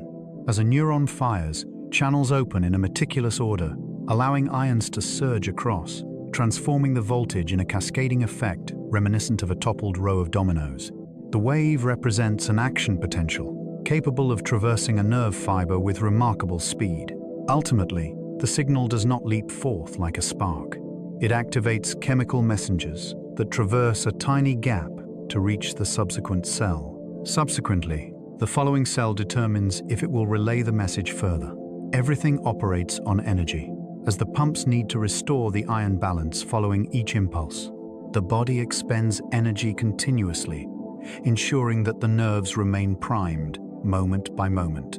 Each touch, each word comprehended, every choice to shift a finger is crafted from these subtle ionic movements, transforming chemistry into electricity and electricity into significance. Reflexes can trigger a muscle's movement even before the sensation of touch is registered. A reflex represents the body's instinctive preference for swift action rather than careful thought. Upon stepping on something sharp, sensory nerves swiftly transmit an urgent signal to the spinal cord. In that moment, the message travels through a straightforward circuit, swiftly triggering motor neurons to retract the limb. It is only when the movement commences that the brain gathers sufficient information to fully comprehend the sensation of pain and the narrative of the events that transpired. This design enhances your safety, as delaying a conscious decision would be a slower process. Reflexes may serve to safeguard one's posture. When one stumbles, the stretch receptors in the muscles sense the abrupt shift and engage the appropriate groups to maintain balance and prevent a fall. There is a purpose behind doctors tapping a knee with a small hammer. The swift kick unveils the functionality of nerves and spinal circuits, confirming their expected operation. A reflex should not be considered a diminished expression of intelligence. It operates as an unseen guardian, a safety program that functions instinctively, protecting you in the blink of an eye. The spinal cord manages swift choices, such as recoiling from heat.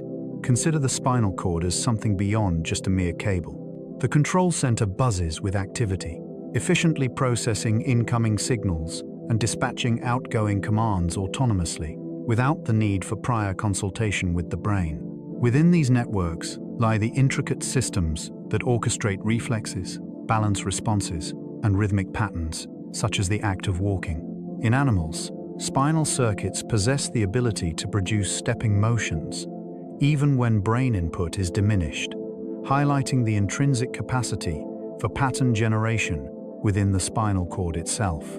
Upon touching a hot pan, the spinal cord orchestrates a complete response, retracting the hand, adjusting the body, and engaging supporting muscles to maintain stability. In the meantime, it relays information upward, allowing the brain to acquire knowledge, retain memories, and decide on subsequent actions. This allocation of tasks conserves time and ensures your safety. It further elucidates the process of recovery following an injury, as therapy can guide the remaining pathways and circuits to assume new functions. The spinal cord acts swiftly and locally, making immediate decisions that allow the brain to concentrate on more significant strategies. The brain undergoes significant rewiring after an injury, surpassing previous beliefs about its capabilities. For an extended period, researchers believed that the tissue of the adult brain remained largely unchanged. It is now understood that it can reorganize in unexpected manners following injury. When a stroke affects a specific area, adjacent circuits may enhance their function, and even remote regions can occasionally assume new responsibilities, particularly through therapeutic interventions. The brain demonstrates its remarkable ability to adapt, discovering alternative pathways much like traffic rerouting to new streets when a bridge is closed. This is the reason targeted rehabilitation, repeated practice, and time hold such significance. The renowned cases feature individuals who rediscover their ability to speak, regain mobility, or adjust to the loss of vision by enhancing their other senses. Even when a function does not fully return, the brain finds ways to adapt, transforming conscious effort into more fluid routines. This transformation is not sorcery, and it comes with boundaries. Yet, it holds authenticity, propelled by its application. The brain prioritizes what is practiced. Recovery involves a blend of biological processes and dedicated training, creating a collaboration between the healing of tissue and the commitment to consistent practice. Each time you bring a memory to mind, it transforms, evolving like a narrative. Recalling is not merely unlocking a treasure chest. It is undergoing a transformation. As one reflects on an event, the mind reawakens a tapestry of activity, spanning various regions, weaving it into a unified narrative. At that moment, the memory regains its malleability, allowing it to be reinforced, diminished, or transformed before being preserved anew. This process is known as reconsolidation, allowing the brain to maintain the relevance of memories, linking them to new knowledge and present objectives. This explains why two individuals may recall the same day in contrasting ways, and highlights that a strong belief in one's memory does not guarantee its accuracy. Feelings also hold significance. A chilling aspect may shine with intensity, while the mundane elements diminish into obscurity. The very act of narrating a tale has the power to transform it, as the choice of words and focus can illuminate specific aspects. Memory resembles a living draft rather than a mere recording, evolving softly as time passes. This is not a defect. This adaptation enables the past to retain its significance in the present. While you rest, your mind quietly replays the day's lessons in soft echoes, weaving fragile new threads into stronger, lasting patterns beneath the surface of sleep. It is engaging in practice. At various stages, particularly during deep sleep and certain phases of vivid dreaming, the brain has the capacity to reactivate patterns associated with recent learning experiences. Researchers have noted that certain brain regions associated with navigation and skill acquisition exhibit replay activity, suggesting that the brain may be revisiting and rehearsing the experiences of the previous day during the night.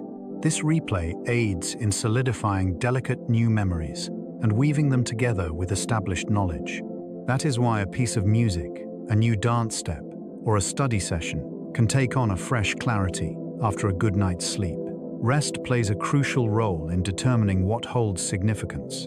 Emotional experiences can be enhanced, while trivial details may diminish, creating space for what truly matters. When sleep is interrupted, the process of learning frequently turns into a more challenging and laborious endeavor.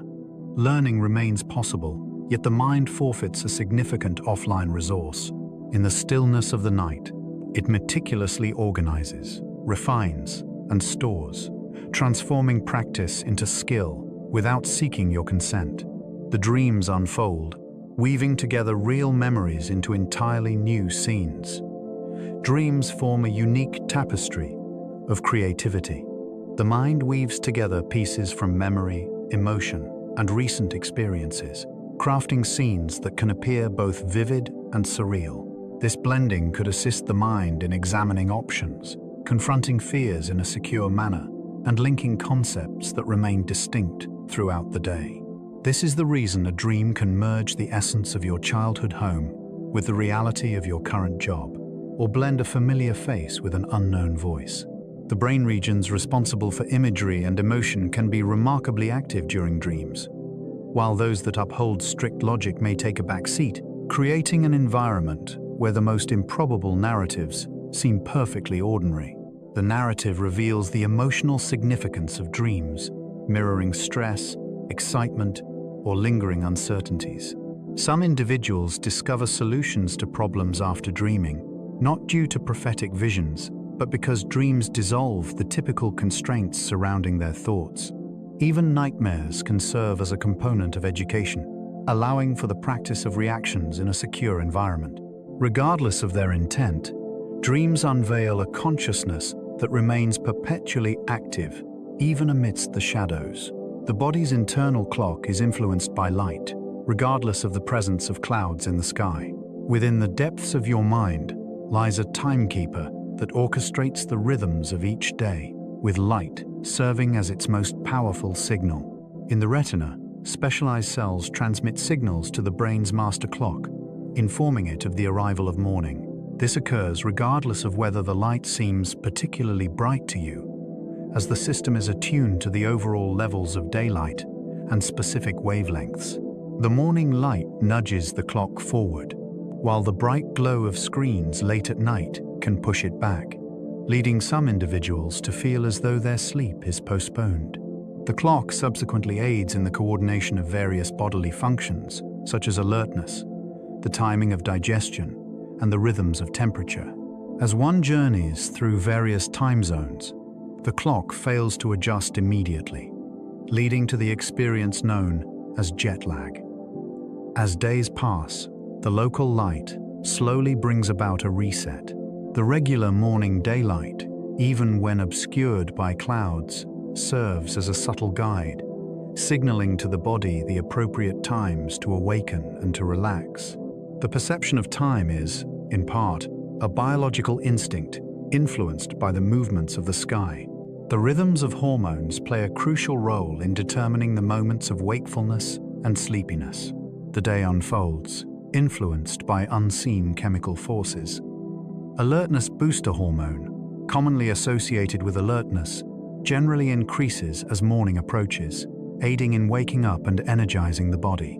Sleep onset hormone, a hormone associated with darkness, typically increases in the evening, promoting feelings of sleepiness and indicating the onset of night. The rhythms engage with the body's internal clock and intertwine with personal habits, such as the timing of meals and the practice of exercise. They also change with the seasons, as time passes, due to stress and in response to shift work. When rhythms are disrupted, one might find themselves feeling alert at bedtime or sluggish in the morning, despite efforts to water-save a hormone to a schedule. Hormones affect much more than just sleep. Their influence extends to hunger, body temperature, and mood, weaving a comprehensive pattern that reflects the rhythms of day and night. This is why a steady routine can hold such strength. It instructs the hormonal system on what to anticipate, allowing the body to ready itself beforehand. Falling asleep transcends mere decision-making. The transition unfolds in a harmonious manner, steered by the influence of hormones, the presence of light, and the subtle cues of rest. The eyes perceive merely a small fragment of the light that the universe radiates. Beyond the familiar hues, light extends in both directions into domains that remain untouched by your gaze. On one side are the longer waves, such as infrared and radio, which convey warmth and distant transmissions. On the other side are shorter waves, such as ultraviolet and X-rays, brimming with more energetic impacts. Their eyes are attuned to a narrow band that travels effectively through Earth's atmosphere and water. A fortunate alignment for life on this planet. Various animals explore different segments. Bees perceive ultraviolet patterns on flowers. Certain snakes possess the ability to detect infrared heat. Even humans possess the ability to perceive aspects of the unseen realm through the use of tools, transforming radio waves into sound or X-rays into visual representations. The scene presented is merely a glimpse of a much larger universe. It is a meticulously chosen channel, molded by the forces of evolution and the laws of physics, providing you with the means to navigate, identify faces, and locate sustenance, all while concealing a multitude of hidden spectra just out of reach of your awareness. The perception of color is dependent on 3 types of cones, which the brain harmoniously blends together. Color originates from 3 distinct types of cone cells, each attuned to a unique spectrum of wavelengths. None of them reports red or blue independently. Rather than a singular focus, each cone communicates its activity level, allowing your brain to analyze the pattern formed by all 3.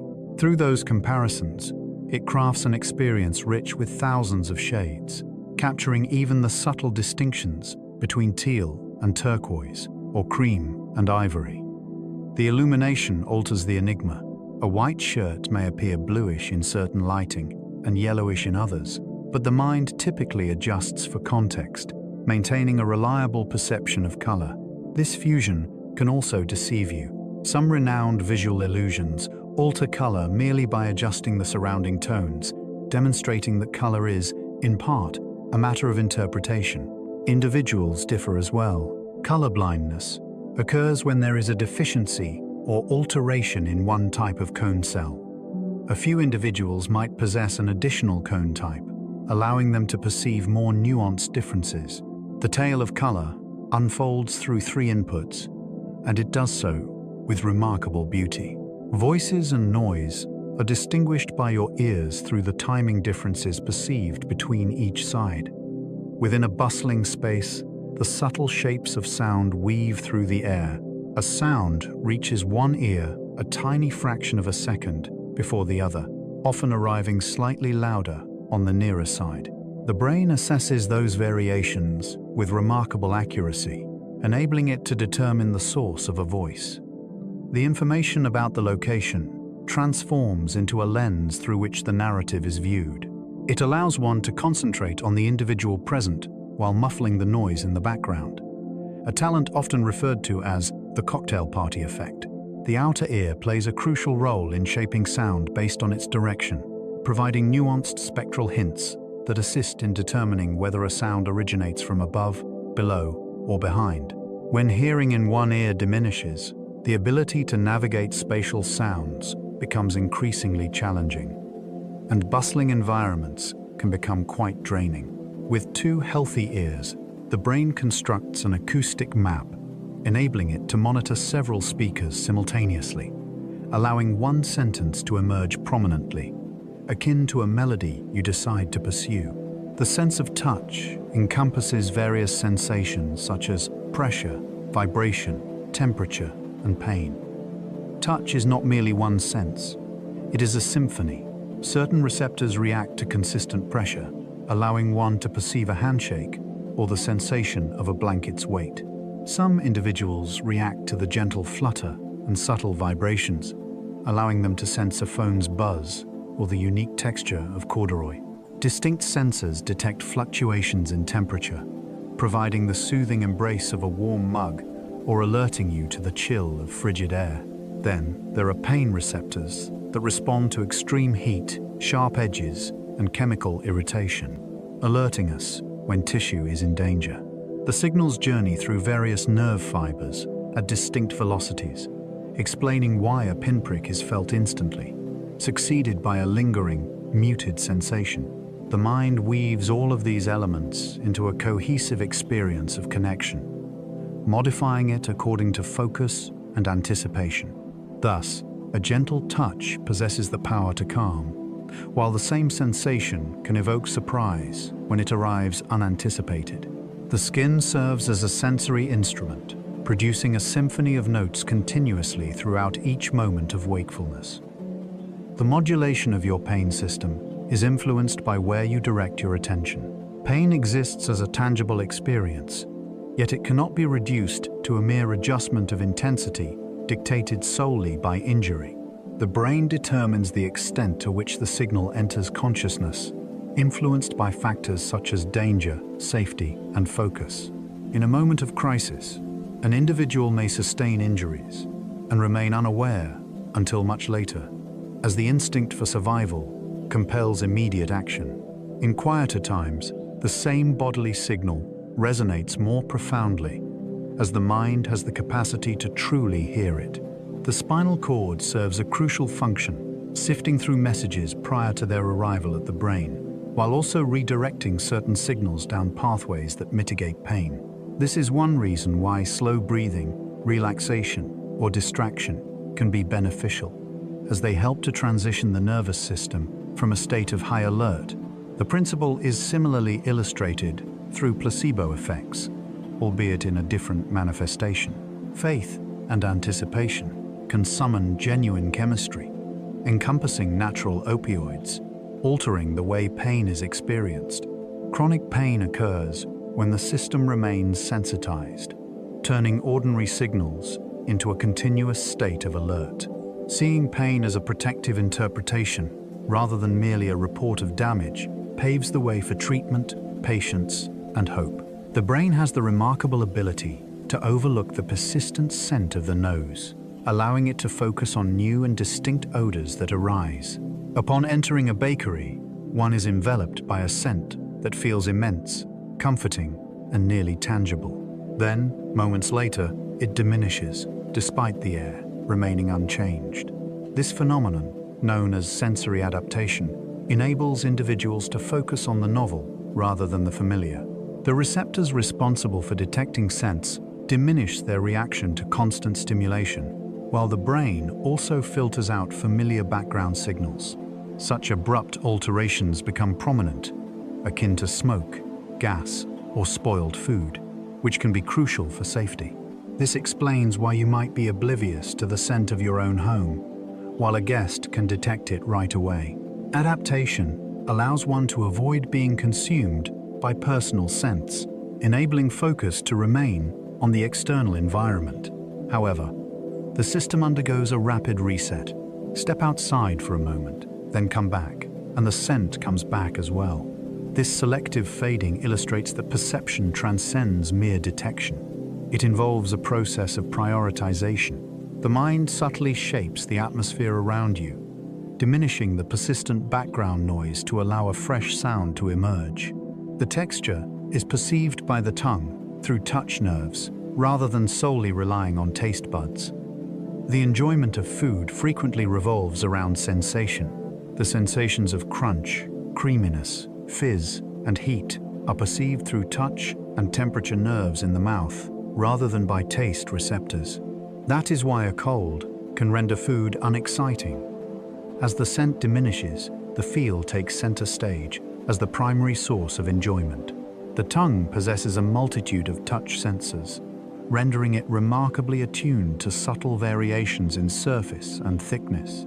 It has the ability to identify the grit in a sauce, the crisp snap of a fresh apple, or the velvety smoothness of melted chocolate.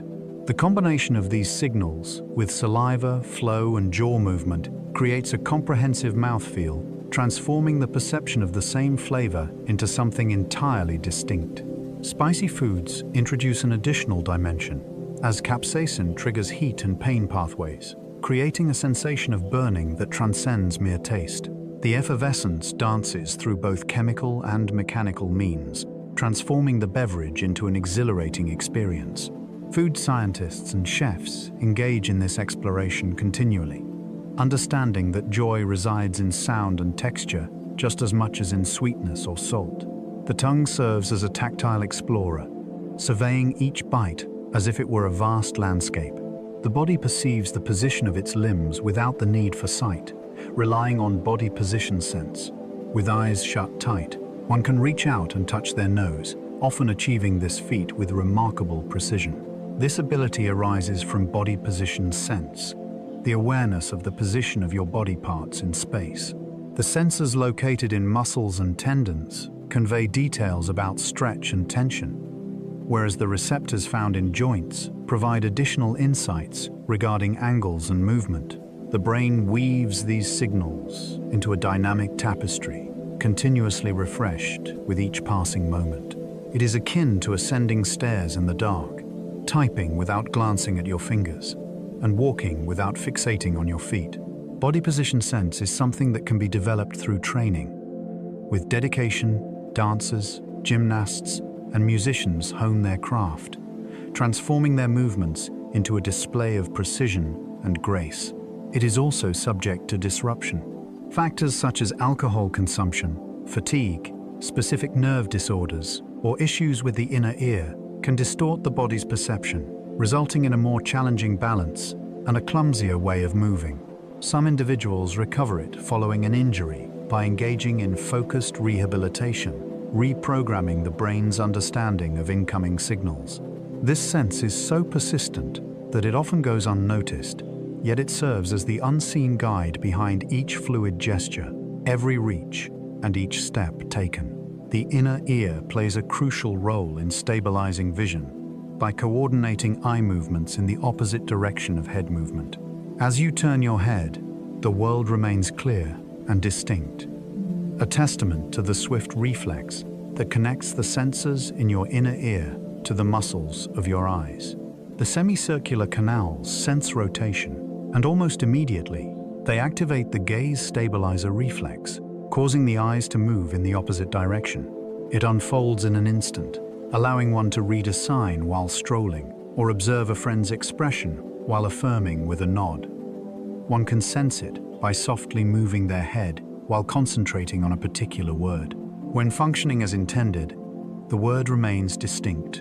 When the system is compromised by illness or injury, movement can cause the world to sway, leading to nausea as the signals from vision and balance clash. Over time, the brain has the capacity to adapt, yet this transformation requires both practice and exposure. This reflex embodies a subtle collaboration between the ear and the eye, transforming movement into a sense of steadiness. It allows you to navigate through a dynamic environment while maintaining a clear focus on your surroundings. The brain compensates for the vision gap created by the exit of the optic nerve. In each eye, there exists a small area devoid of photoreceptors, marking the point where the optic nerve departs from the retina. That is the vision gap, a genuine void in the unrefined image. However, it often goes unnoticed, as the brain seamlessly integrates it with surrounding patterns and information from the other eye. It is a subtle act of visual storytelling, executed with a sense of continuity and assurance. A simple test reveals the vision gap, yet in daily life, it vanishes, overshadowed by the brain's most confident assumptions. This revelation uncovers something significant. Perception transcends mere observation. It involves the creation of understanding, The mind favors a consistent reality, often creating absent elements to maintain that sense of stability. Typically, that invention proves to be reliable enough to place trust in. At times, it may lead one astray, much like how camouflage merges seamlessly with its surroundings, or how a tiny object can be overlooked amidst a bustling tableau. Nonetheless, the outcome is impressive. Despite the presence of a built-in hole, the vision remains seamless, resembling a panorama devoid of gaps as the brain continuously fills in the missing pieces. Your blood type serves as a distinct marker on red cells, rather than defining who you are as a person. The letters serve as a label composed of minute sugars and proteins, adorning the surface of your red blood cells. Your immune system interprets that label as if it were an identification badge. When unfamiliar blood makes its way into the system, antibodies spring into action, seizing it, clumping the cells together, and leading to significant complications. For this reason, it is essential that transfusions are meticulously matched. The ABO system represents just a portion of the narrative, as the Rh factor holds significant importance, particularly during pregnancy. Blood types differ among populations, influenced by historical events, migration patterns, and the impact of infectious diseases. Some research connects particular types with marginally varied risks for certain conditions. Yet it never becomes fate, and it certainly does not forecast temperament. What it genuinely signifies is compatibility, a functional code employed in hospitals on a daily basis. It serves as a reminder that the immune system continuously questions its surroundings, discerning what belongs to itself and what does not, even in moments of perfect health. The red blood cells, devoid of a nucleus, create additional space for hemoglobin. As red blood cells mature, they undergo a remarkable transformation. Embracing their unique roles with precision, they expel a nucleus, along with numerous internal components, relinquishing their capacity for division or self-repair. In exchange, they acquire room for hemoglobin, the protein responsible for binding oxygen, and transforming blood into an exceptionally effective delivery system. Their ultimate form is a pliable biconcave disc, slender at the center, enhancing surface area for gas exchange and allowing them to navigate through tiny delivery channels that are narrower than the cell itself. Due to the absence of a nucleus, they are unable to produce new proteins to repair damage, resulting in a restricted lifespan. As time passes, the membranes become rigid and the enzymes grow weary, prompting the body to renew them. This design exudes confidence. It is a cell designed for a singular purpose, executing its task with unwavering consistency, countless times, without pause. Each breath taken depends on these nucleus-free couriers, filled with hemoglobin, akin to miniature vessels transporting oxygen. The body demonstrates remarkable efficiency in recycling iron from aged blood cells. Iron holds great value, and the body regards it as a vital resource that should be preserved. As red blood cells age and are removed, their hemoglobin undergoes a process of dismantling, with the iron being meticulously extracted and stored for future use. A protein known as iron transport. Protein subsequently transports iron via the bloodstream to areas in need, particularly the blood cell forge, where new hemoglobin is being synthesized. Another protein, iron storage protein, securely stores iron within cells, safeguarding against harmful chemical reactions. The liver plays a crucial role in regulating these flows, while the hormone iron gatekeeper hormone functions as a gatekeeper, determining the amount of iron absorbed from food and released from reserves. This recycling explains why numerous individuals may only lose minimal amounts of blood before facing iron deficiency, and why persistent bleeding can subtly deplete their reserves. Yet, on typical days, your iron economy operates in a strikingly circular manner, transforming the blood of yesterday into the oxygen-carrying strength of tomorrow. With each heartbeat, the arteries expand, facilitating a smooth flow of blood, akin to the function of shock absorbers. With each heartbeat, blood is propelled in a rhythmic pulse, rather than flowing in a constant stream. Large arteries react by expanding outward, capturing a portion of that energy within their elastic walls. In the moments between beats, they draw back, unleashing the accumulated energy and ensuring the blood flows effortlessly. The Windkessel function serves to safeguard delicate, tiny delivery channels from abrupt pressure fluctuations, ensuring that organs remain supplied even during the heart's brief moments of relaxation. The lining of the artery sends out signals that modify its tone, expanding when tissues require increased blood flow and constricting when it is necessary to maintain pressure. As time passes, arteries may become rigid due to factors such as aging, elevated blood pressure, or plaque buildup, diminishing their capacity to absorb the force of pulses. The rigidity can cause the heart to exert more effort and can alter the way pressure waves move throughout the body. Arteries are not inflexible conduits. These are living, responsive tubes that pulse alongside you, transforming each heartbeat into a more consistent flow, rhythm after rhythm, hour after hour. The veins employ one-way valves, aiding the ascent of blood against the pull of gravity.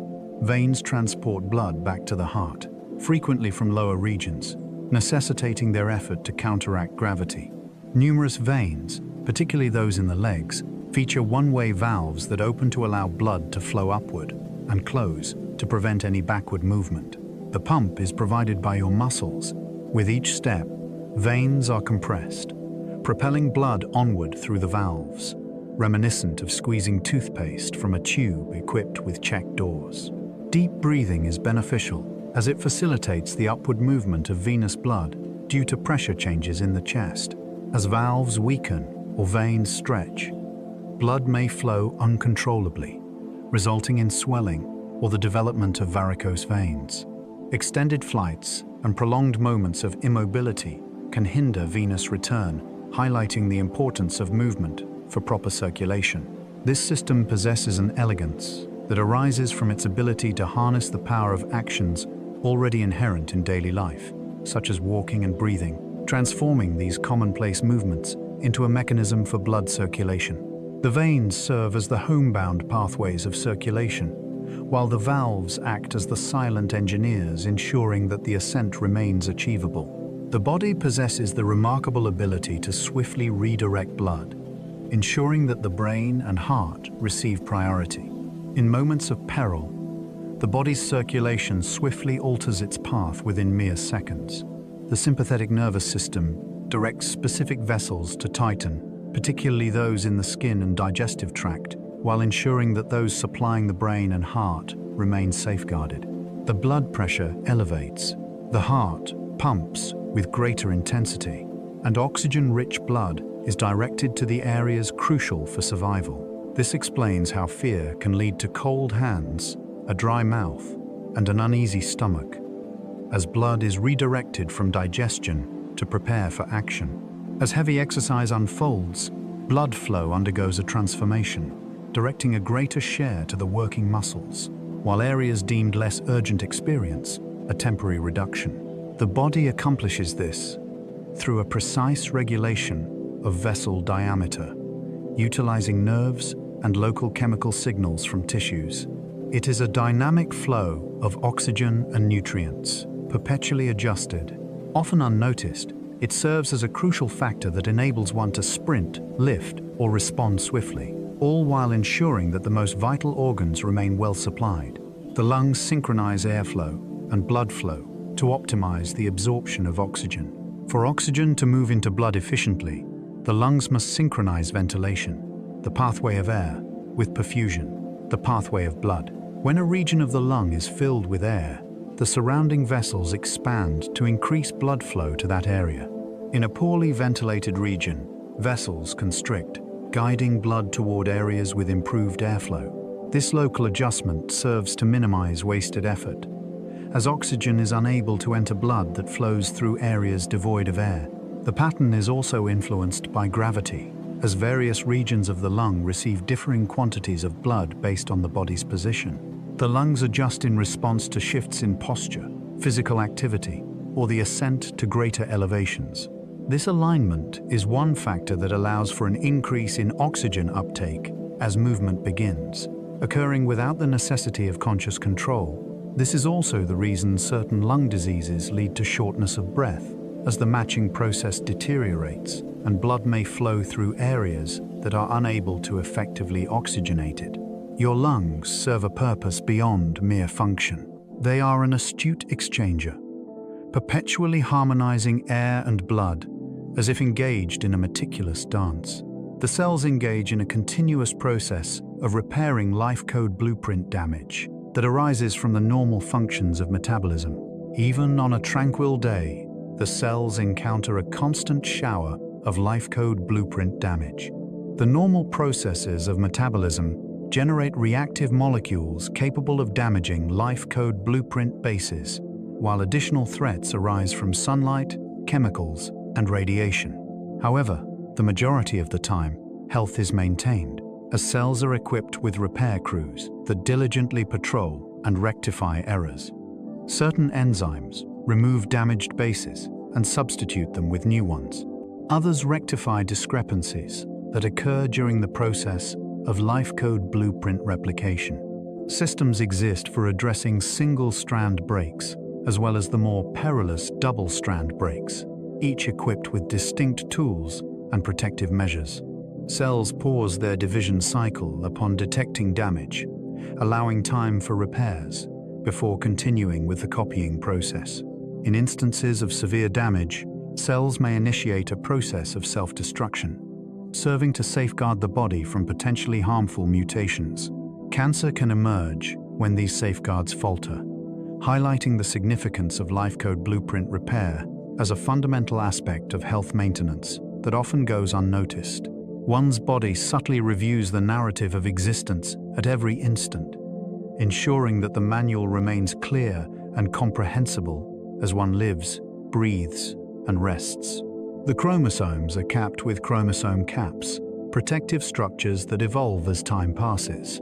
At the ends of chromosomes lie chromosome caps, which are repeating life code blueprint sequences serving as protective tips, much like the plastic ends found on shoelaces. With each division of a cell, chromosome caps gradually shorten, a phenomenon that occurs in part due to the challenges associated with accurately copying the very end of life code blueprint. When chromosome caps become too short, cells may stop dividing, entering a called senescence, which can protect against uncontrolled growth, but can also contribute to aging tissues. Some cells, such as specific stem cells and numerous cancer cells, utilize an enzyme known as telomerase to reconstruct chromosome caps, thereby prolonging their capacity to divide. Lifestyle factors such as chronic stress, poor sleep, and inflammation have been associated with faster telomere shortening, though cause and effect can be complex. Chromosome caps are not a simple clock, but they are a biological record of cellular wear. They remind us that aging is not one process. It is many small processes, including how often cells must renew and how well they are protected during that renewal. Your cells talk using chemical signals that act like tiny text messages. Every moment, your body is buzzing with conversations you cannot hear.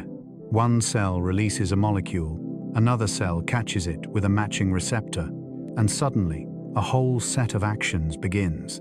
Some messages travel only a hair's breadth to nearby neighbors, coordinating repair after a scrape, or tightening a vessel to control heat loss. Others ride the bloodstream like postal mail, reaching distant organs and changing appetite, mood, or growth. These signals can be fast, like adrenaline preparing you to react, or slow, like hormones guiding puberty and aging. Cells also whisper with immune signals, flagging danger, calling reinforcements, or declaring peace when the threat is gone. Even a single cell can send different messages depending on context, as if changing tone mid-sentence. What feels like one body is really a council of trillions, negotiating constantly so you can stay steady, flexible, and alive. Your body makes new proteins every moment, folding them into working shapes. Proteins are your body's tools, and they are being built right now. Ribosomes read genetic instructions like a recipe, linking amino acids into long chains. But a chain is not a tool yet. It must fold into a precise shape, with loops, spirals, and pockets that let it grip other molecules or catalyze reactions. Cells even hire helpers called chaperones, which guide folding and prevent tangles, especially during stress. A protein might become a muscle filament, a hormone receptor, a clotting factor, or an enzyme that breaks down a toxin. Many proteins are short-lived, replaced constantly so the cell can adapt to changing needs. Misfolding matters because a wrongly shaped protein can fail quietly or clump dangerously, which is why quality control systems patrol and recycle mistakes. You are not built once and then maintained. You are rebuilt in pieces, continuously, with origami-like precision, turning raw ingredients into living function. Your muscles grow by adding proteins, not by multiplying whole new fibers. When you get stronger, your muscles do not usually create brand new fibers, like a plant sprouting extra stems. Instead, existing fibers thicken. Resistance exercise creates tiny disruptions that signal the muscle to adapt, and during recovery, it adds contractile proteins, increasing the machinery that produces force. This process needs raw materials, especially amino acids, and it needs time, because growth happens most during rest, not during the workout itself. Nerves also improve their coordination, so strength can rise even before visible changes appear. Over weeks, fibers can add more glycogen and water, making them look fuller, while deeper structural changes build lasting power. Hormones, sleep, and progressive overload all influence the speed and quality of the adaptation. If training is too intense without recovery, the body may stay inflamed, and progress can stall. Muscle growth is less like building a new engine, and more like upgrading the parts inside an engine you already own, one careful layer at a time. Your heat-burning fat can burn fuel to create warmth, especially in infants. Not all body fat is designed to store energy for later. Heat-burning fat is built to spend it right away. It contains many cellular power plants, giving it a darker color, and it uses a special mechanism that turns fuel into heat instead of the usual energy currency. This is especially important for babies, who lose heat quickly and cannot shiver effectively at first. Heat-burning fat warms them quietly, like a hidden heating pad around the shoulders and upper back. Adults can retain some heat-burning fat too, and cold exposure can make it more active, which has made scientists curious about its potential role in metabolism. The idea is simple but powerful: an organ-like tissue that can burn calories for warmth without movement. It also shows that temperature and energy balance are deeply linked. Your body does not only decide how much to store, it also decides when to waste energy on purpose, because warmth can be worth the cost. Your body's water is carefully balanced. Even small shifts matter. Water is the medium of life, and your body guards it with surprising strictness. Too little water and blood volume drops, temperature control worsens, and cells struggle to keep their chemistry stable. Too much water can dilute salts, affecting nerve and muscle signaling, and in severe cases, it can become dangerous. The body manages this balance with thirst, kidney adjustments, and hormones that fine-tune how much water is saved or released. Water is not only in your blood, it fills cells, surrounds tissues, and lubricates joints. It helps carry neutrons, remove wastes, and maintain blood pressure. Even your brain's function depends on the right concentration of salts in that water. That is why dehydration can feel like headache, dizziness, or mental fog, and why overhydration without electrolytes can cause confusion and cramps. Many systems, from sweat glands to the heart, are constantly adjusting to keep water and salts in a stable zone. You are, in a real sense, a moving ocean with a tightly controlled shoreline. Your kidneys decide what to keep by reabsorbing useful molecules. When the kidneys filter blood, the first fluid produced is not a final waste product. It contains valuable things: water, glucose, amino acids, and salts, all mixed together like a rough draft. Along the nephron's winding tubes, the body selectively reabsorbs what it wants to keep, moving it back into the bloodstream. Transport proteins act like doormen, pulling specific molecules across cell membranes and leaving others behind. This is how the body keeps nutrients from being lost in urine and maintains stable levels of sodium, potassium, and bicarbonate. The system is adaptive. After a salty meal, it can excrete more sodium. During dehydration, it can conserve water.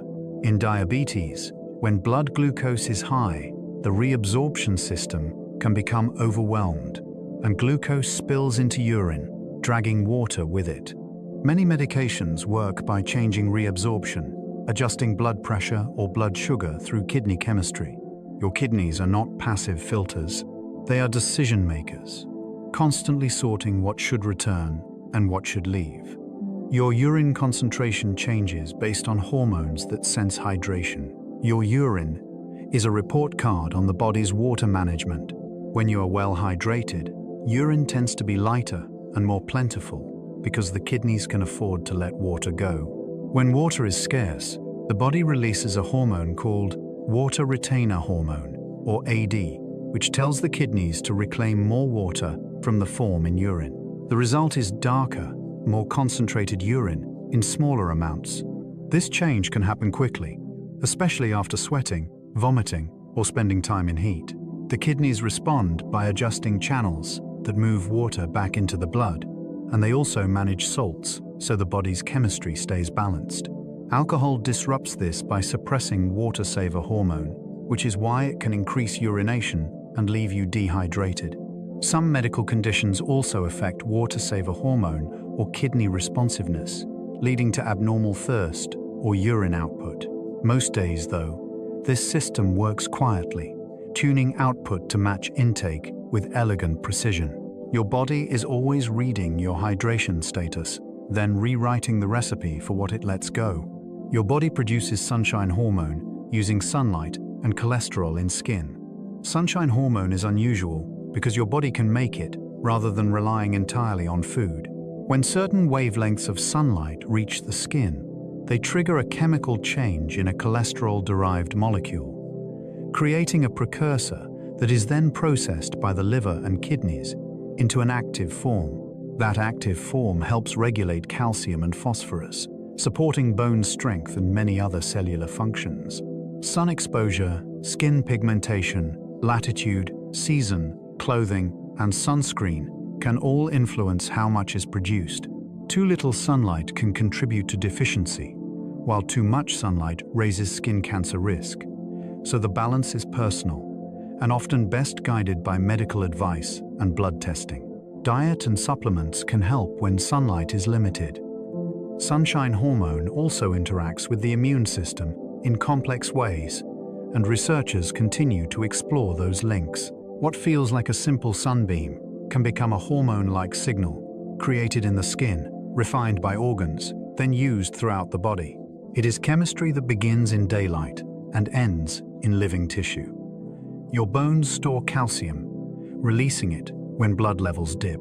Calcium is essential for muscle contraction, nerve signaling, and many cell processes, so the body keeps blood calcium within a narrow range.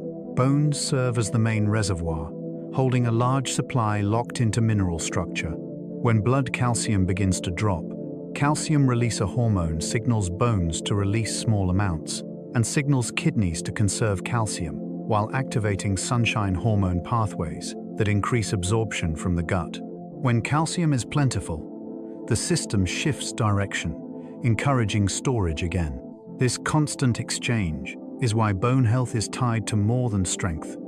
It is part of whole body stability.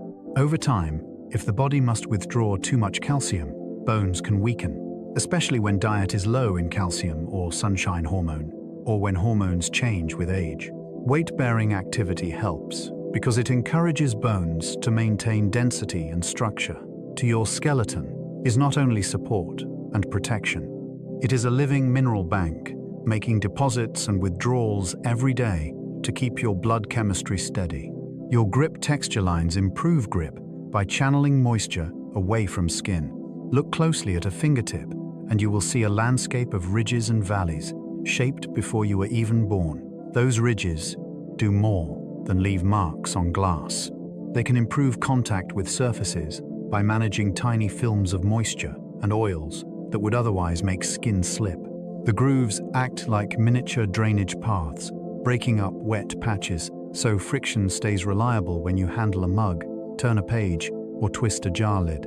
The ridges also concentrate pressure at their peaks, which can make it easier to detect fine textures as your finger glides over fabric or wood grain. And because each pattern is unique, fingerprints became one of humanity's most practical identity tools, from inked cards to modern sensors. Yet the deeper wonder is that this design sits at the intersection of touch, grip, and individuality. Built into the skin you use every day without thinking. Your nails grow from hidden matrices, and they record health changes. A nail is not a dead plate that simply sits there. It is the visible outcome of a living growth zone tucked under the cuticle, called the nail matrix. Cells produced in that hidden factory harden into keratin and slide forward, creating the smooth surface you trim. Because nails grow slowly, they can preserve a timeline of what was happening in your body weeks earlier. Temporary illness, nutritional gaps, or severe stress can sometimes leave subtle ridges or lines, like faint rings in a tree. Color shifts can hint at injury, circulation changes, or inflection. Even the half-moon shape near the base, the moon nail base, reflects how the nail is formed beneath the skin. Nail biting and picking matter too, because they disturb the matrix and the seal that protects it. A small crack can become a pathway for microbes. In a subtle manner, your nails serve as both instruments and chronicles, offering safeguarding for fingertips, while also acting as a gradual testament to growth. The hair follicles undergo a cycle of growth and rest, but not simultaneously. Hair does not grow uniformly and steadily across the scalp. Much like grass, every follicle follows its unique timeline, progressing through a growth phase, a transition phase, and a resting phase, before the hair falls out and the cycle restarts. The staggered timing explains why hair loss does not occur all at once, allowing a brush to gather a few strands without causing concern. The follicle stands as a small yet intricate organ, housing its own stem cells, pigment cells, and immune interactions, crafting a fiber capable of enduring for years. The cycle can be influenced by hormones, leading to alterations in thickness and shedding patterns due to factors such as pregnancy, thyroid changes, or aging. Stress has the potential to drive more follicles into a state of rest, resulting in noticeable shedding that may occur months later, well after the stressful event has concluded. The texture of hair, whether curly or straight, is influenced by the geometry of the follicle. Each strand emerges from a meticulously timed living process, repeated countless times across the expanse of your scalp. The scent of your body is influenced by the bacteria on your skin, rather than just sweat by itself. Two individuals may share a meal, stroll down the same street, yet each will possess a distinctly unique personal aroma. The uniqueness arises from the chemistry present on the surface of the skin. A blend of molecules is released by your glands, while the microbial community on your skin alters some of these molecules into new compounds that can be detected by the nose. Genetics plays a role in this as well, affecting the functioning of certain glands and the production of specific scent molecules in greater abundance. The factors of diet, stress, medications, and the fabrics one chooses to wear can all influence the underlying chemical composition, leading to variations in scent from week to week. Hygiene products introduce an additional dimension, as deodorants and soaps do more than just eliminate odor. They transform the very ecosystem responsible for its creation. The immune system also influences the thriving of microbes on the skin. Your scent is a complex tapestry of elements. It exists as a dynamic fusion of biology and environment, a subtle mark that accompanies you throughout your journey in the world. Once, your embryos possessed a tail, a remnant of evolution, before the intricate process of development transformed the spine. In the early stages of development, the human body is constructed in a manner that reflects a profound evolutionary past. For a brief period, the embryo develops a tail-like extension, featuring several additional vertebrae that will ultimately be shed. As growth unfolds, this structure is slowly transformed. Cells are reabsorbed, tissues reorganize, and the remaining bones transform into the tailbone remnant, the tailbone upon which one sits. The small remnant continues to act as a crucial anchor for the muscles and ligaments of the pelvic floor, providing support for posture and internal organs. In very rare instances, a baby may be born with a small tail-like protrusion, typically consisting of soft tissue rather than an actual bony tail. It offers a unique perspective on the strength and adaptability of development. The overarching message is as follows. The body is sculpted by a series of instructions that construct, enhance, and at times eliminate temporary structures as they lose their relevance. Before the first breath graced your lips, the essence of your being was meticulously crafted into its ultimate design. The body begins its journey as a minuscule disc of cells that gradually folds into distinct layers. Initially, the human body bears no resemblance to that of a person.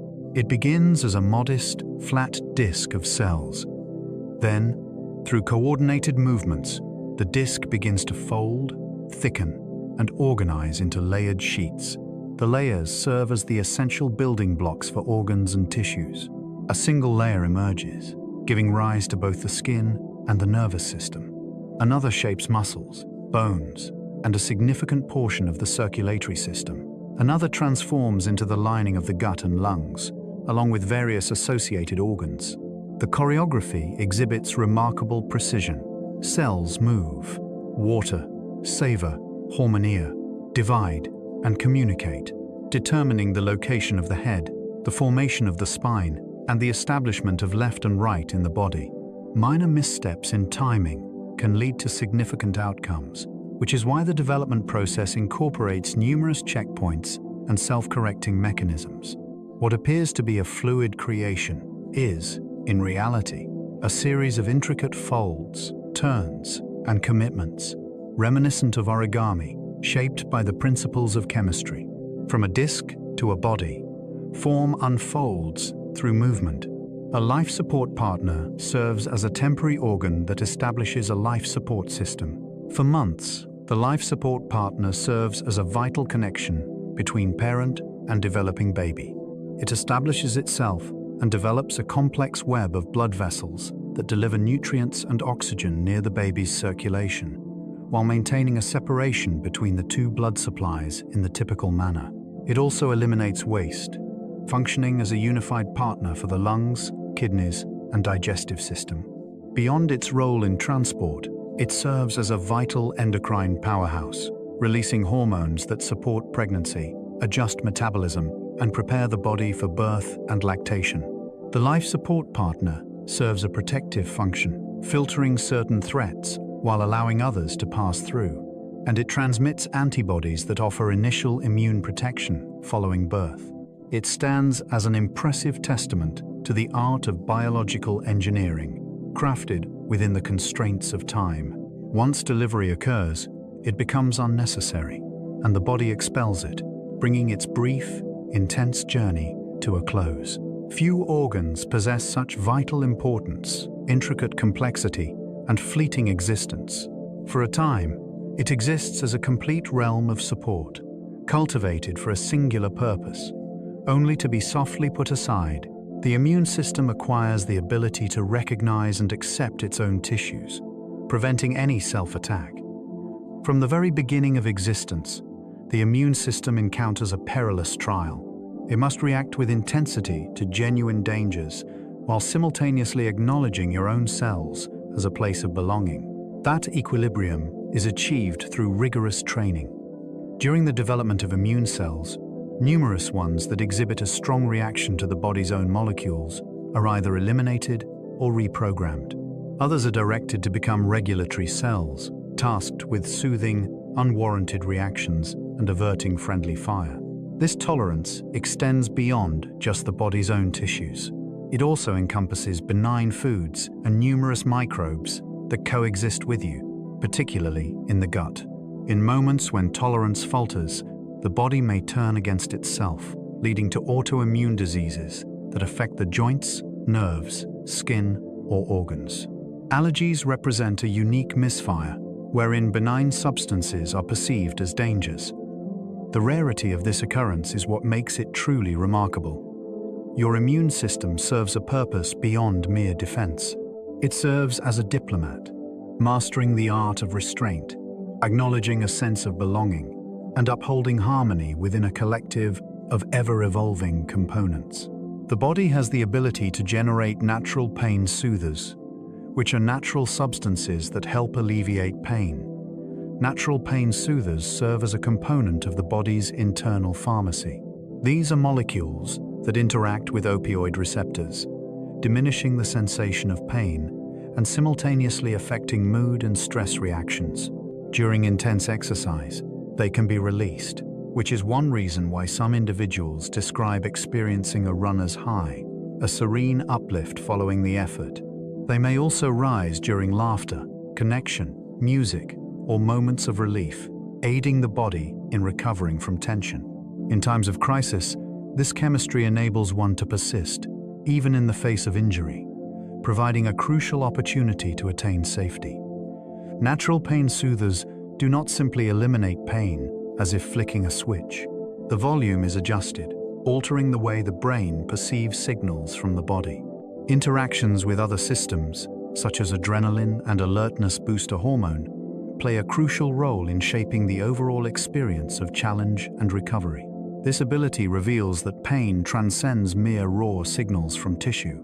The brain possesses the ability to adjust this state, employing its inherent chemistry to safeguard its functions and maintain a sense of hope. Your existence unfolds like a dynamic tapestry of experiences, and still, you remain distinctly yourself. In every fleeting moment, one might sense the essence of a singular, continuous being. However, the body functions as a community of cells, each with its own lifespan and rate of renewal. Some cells undergo frequent renewal, while others persist for years, preserving enduring memories within their structure and connections.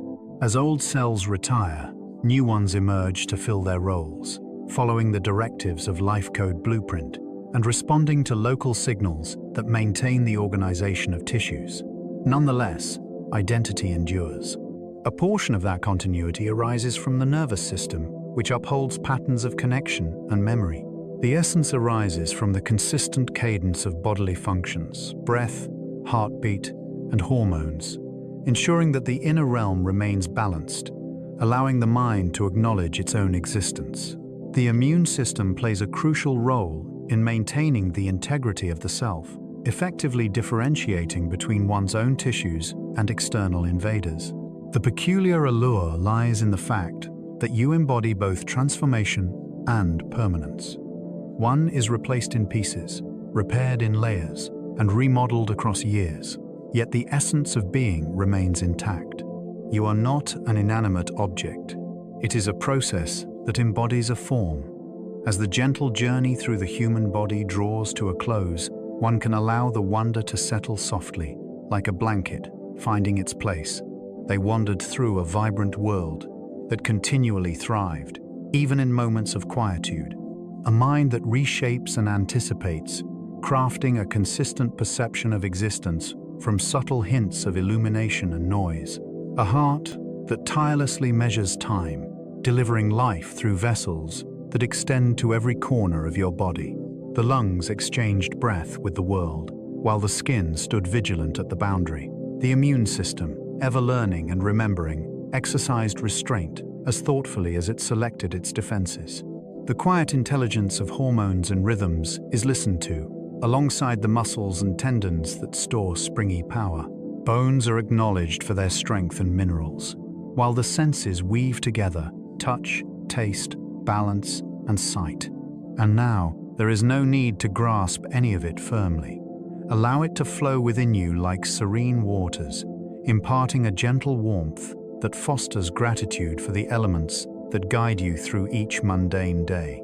If this tranquil journey resonated with you, consider joining us for another soothing video experience.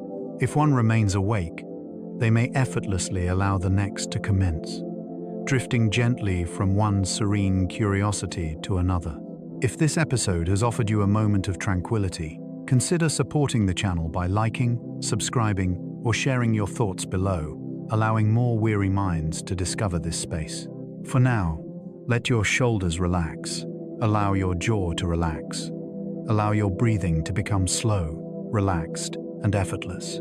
Your body inherently understands the art of rest. One simply needs to grant permission, rest peacefully, and have a pleasant night. As this quiet voyage through the living miracle of your body gently draws to a close, let one simple truth settle softly into your awareness. Every breath you take, every heartbeat, every silent repair unfolding within you right now is proof that you are already whole, already wondrous, already perfectly designed to rest. There is nothing left to fix tonight. Your body knows exactly how to carry you into deep, healing sleep. If this peaceful journey has brought you calm, a small like, a gentle subscribe, or even one thoughtful word below would help guide more tired souls to this safe harbor. For now, let your eyelids grow heavier. Let your breath become slower, and simply allow yourself to drift. Sleep deeply, rest completely, and I'll meet you again in the next quiet night. Good night.